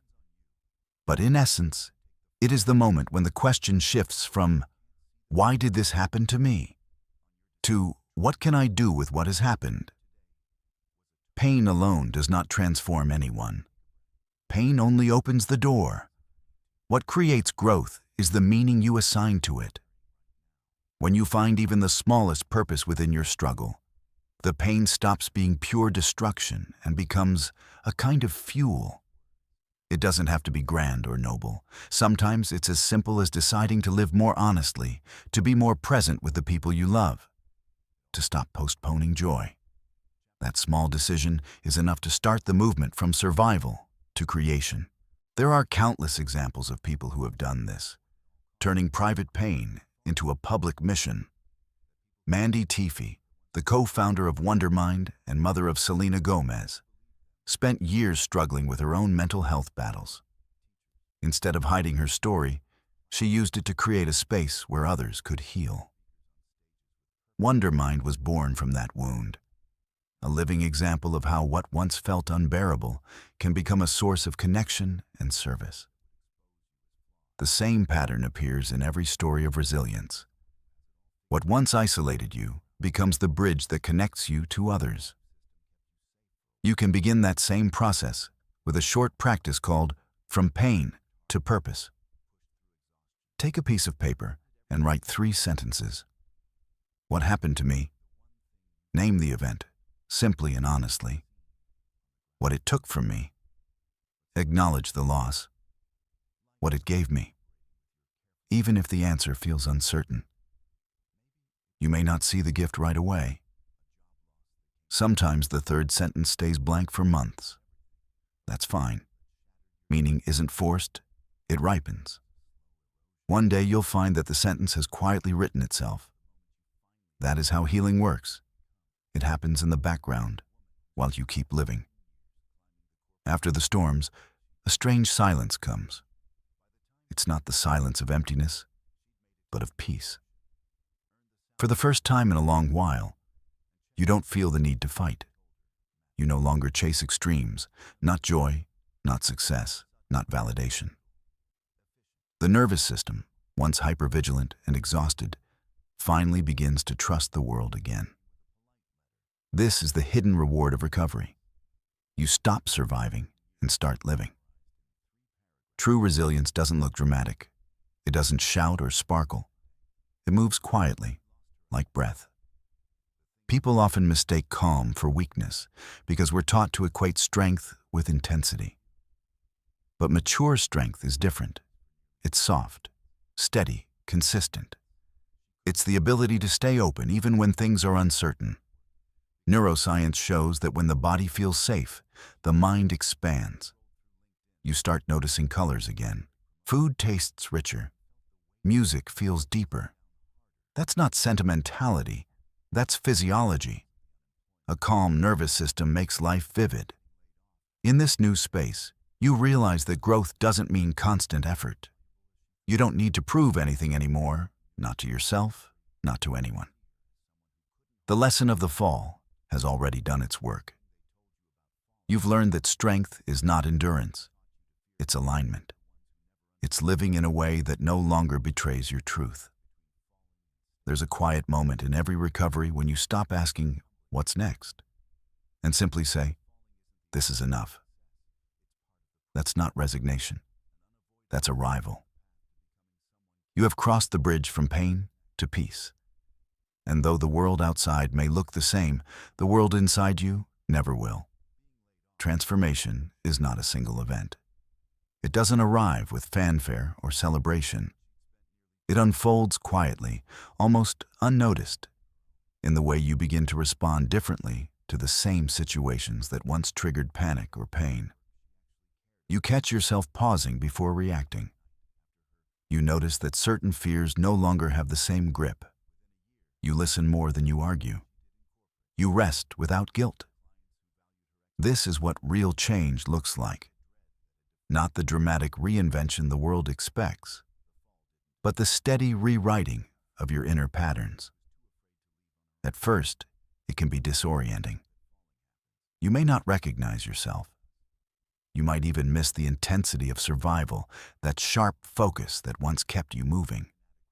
But transformation isn't about adrenaline. It's about integration. You start realizing that the person who fell and the person who rose are no longer separate. They coexist inside you. One holds the memory, the other holds the wisdom. This merging is the essence of growth.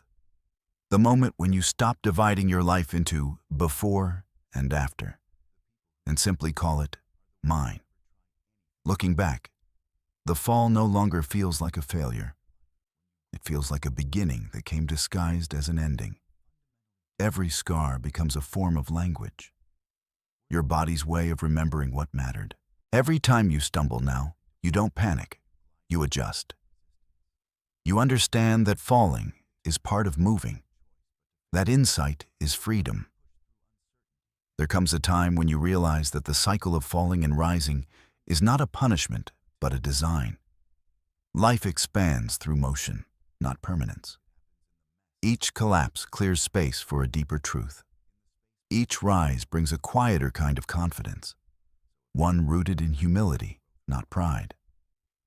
You stop demanding certainty from life and start participating in its rhythm. Transformation, then, is not about becoming invincible. It's about becoming real. And maybe that's the final lesson of the fall. That strength was never about control or victory. It was about openness. The ability to face what breaks you without losing tenderness. The courage to begin again without erasing what came before. When you can hold both the wound and the wisdom, you no longer fear change. You welcome it.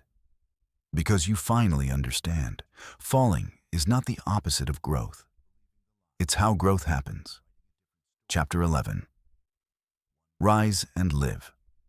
The manifest of the reborn. After the rise comes a silence that can feel too wide to bear. You've spent so long fighting for peace that, when it finally arrives, you don't know what to do with it. The mind looks for movement, for conflict, for a new problem to solve. Stillness feels suspicious. You wait for the next blow, because that's what survival taught you, to stay ready. But the truth is, real recovery begins not when you fight again, but when you stop needing to. Peace is not the absence of motion. It's the presence of safety. This is where the real work starts. Learning how to live without a crisis to push you forward. The brain is wired to return to what it knows, even if it hurts.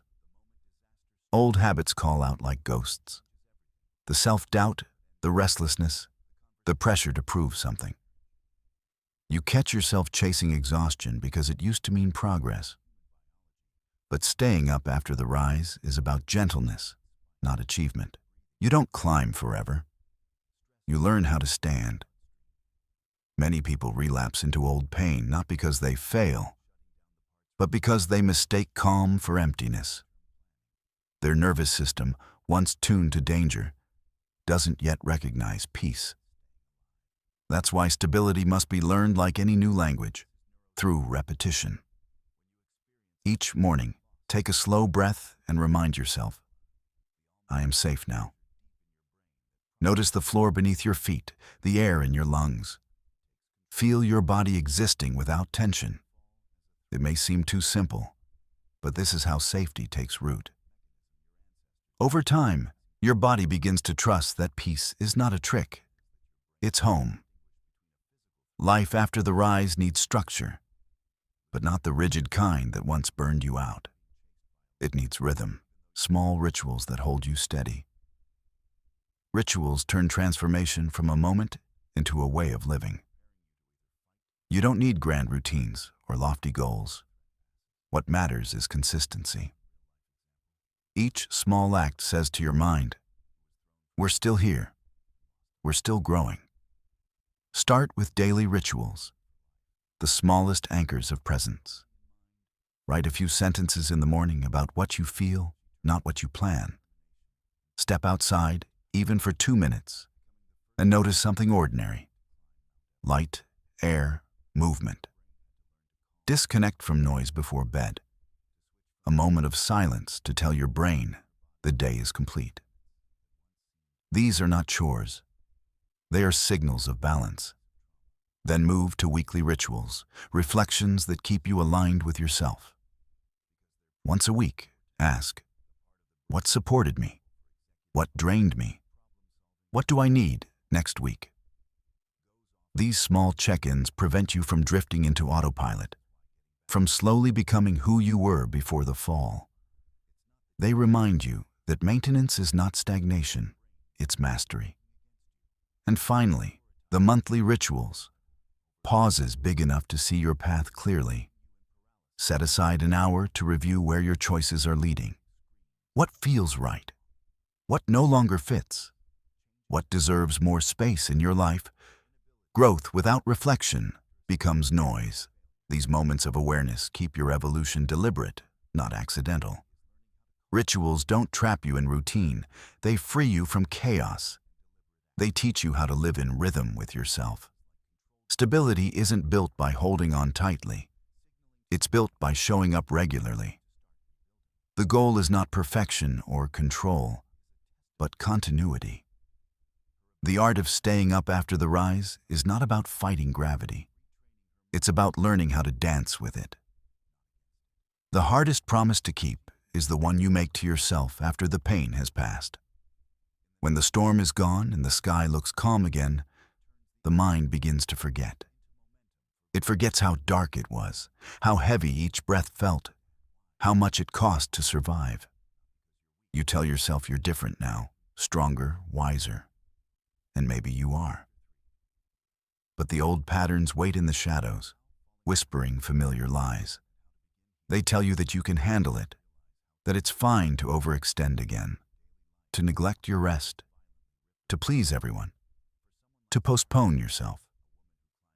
They speak in the language of comfort, but what they really want is to pull you back into the life you've already outgrown.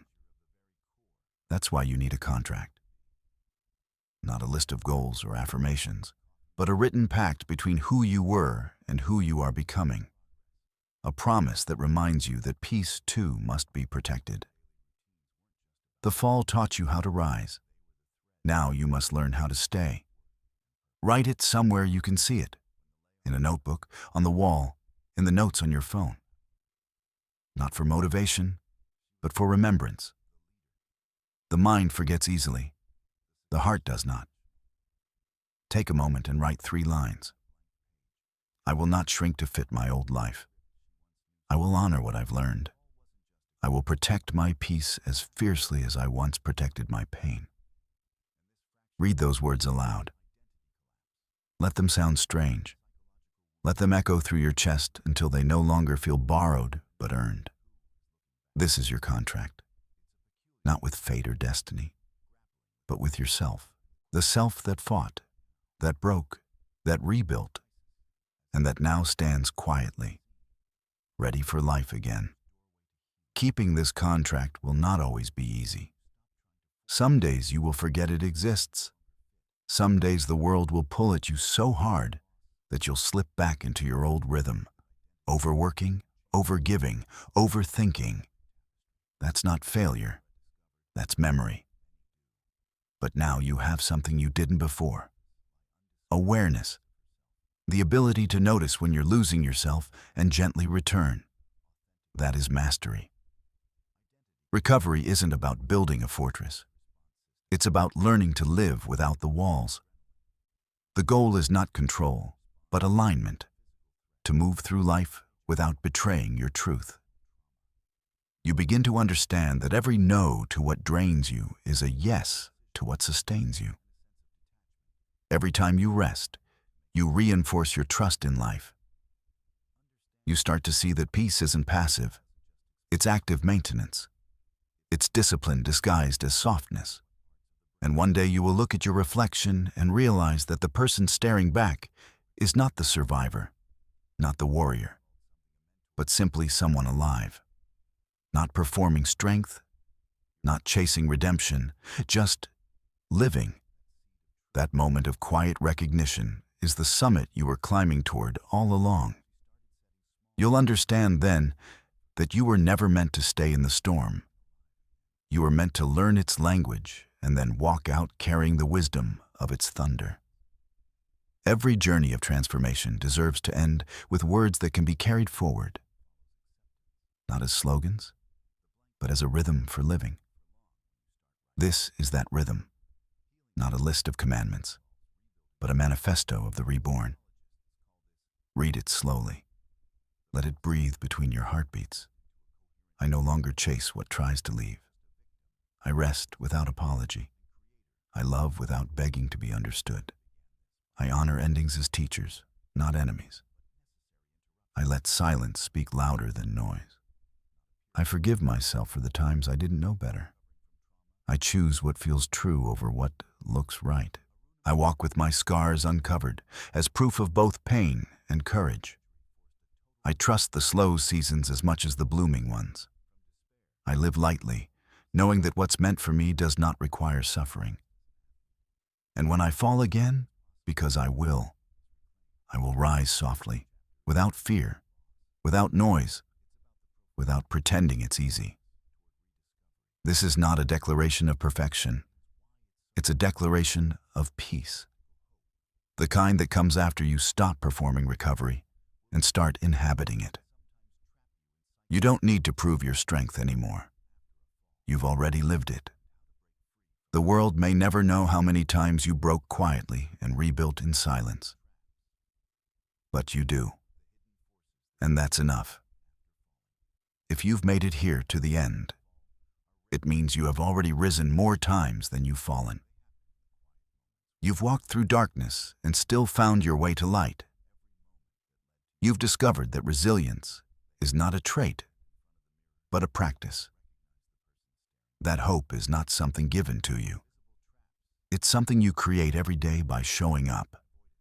Now it's time to live differently, to stop waiting for perfect moments, to stop asking for permission to rest, to begin, to exist fully. There's nothing left to fix. Only more to feel, more to create, more to love. You've spent enough time surviving. Now you live. Close this book gently. Don't rush. Sit with the quiet. Breathe. Let the words dissolve. Then stand up. Go outside. Touch something alive, a wall, a leaf, your own heart. Remind yourself that you're part of all this, still moving, still growing, still here. Rise, not someday. Now.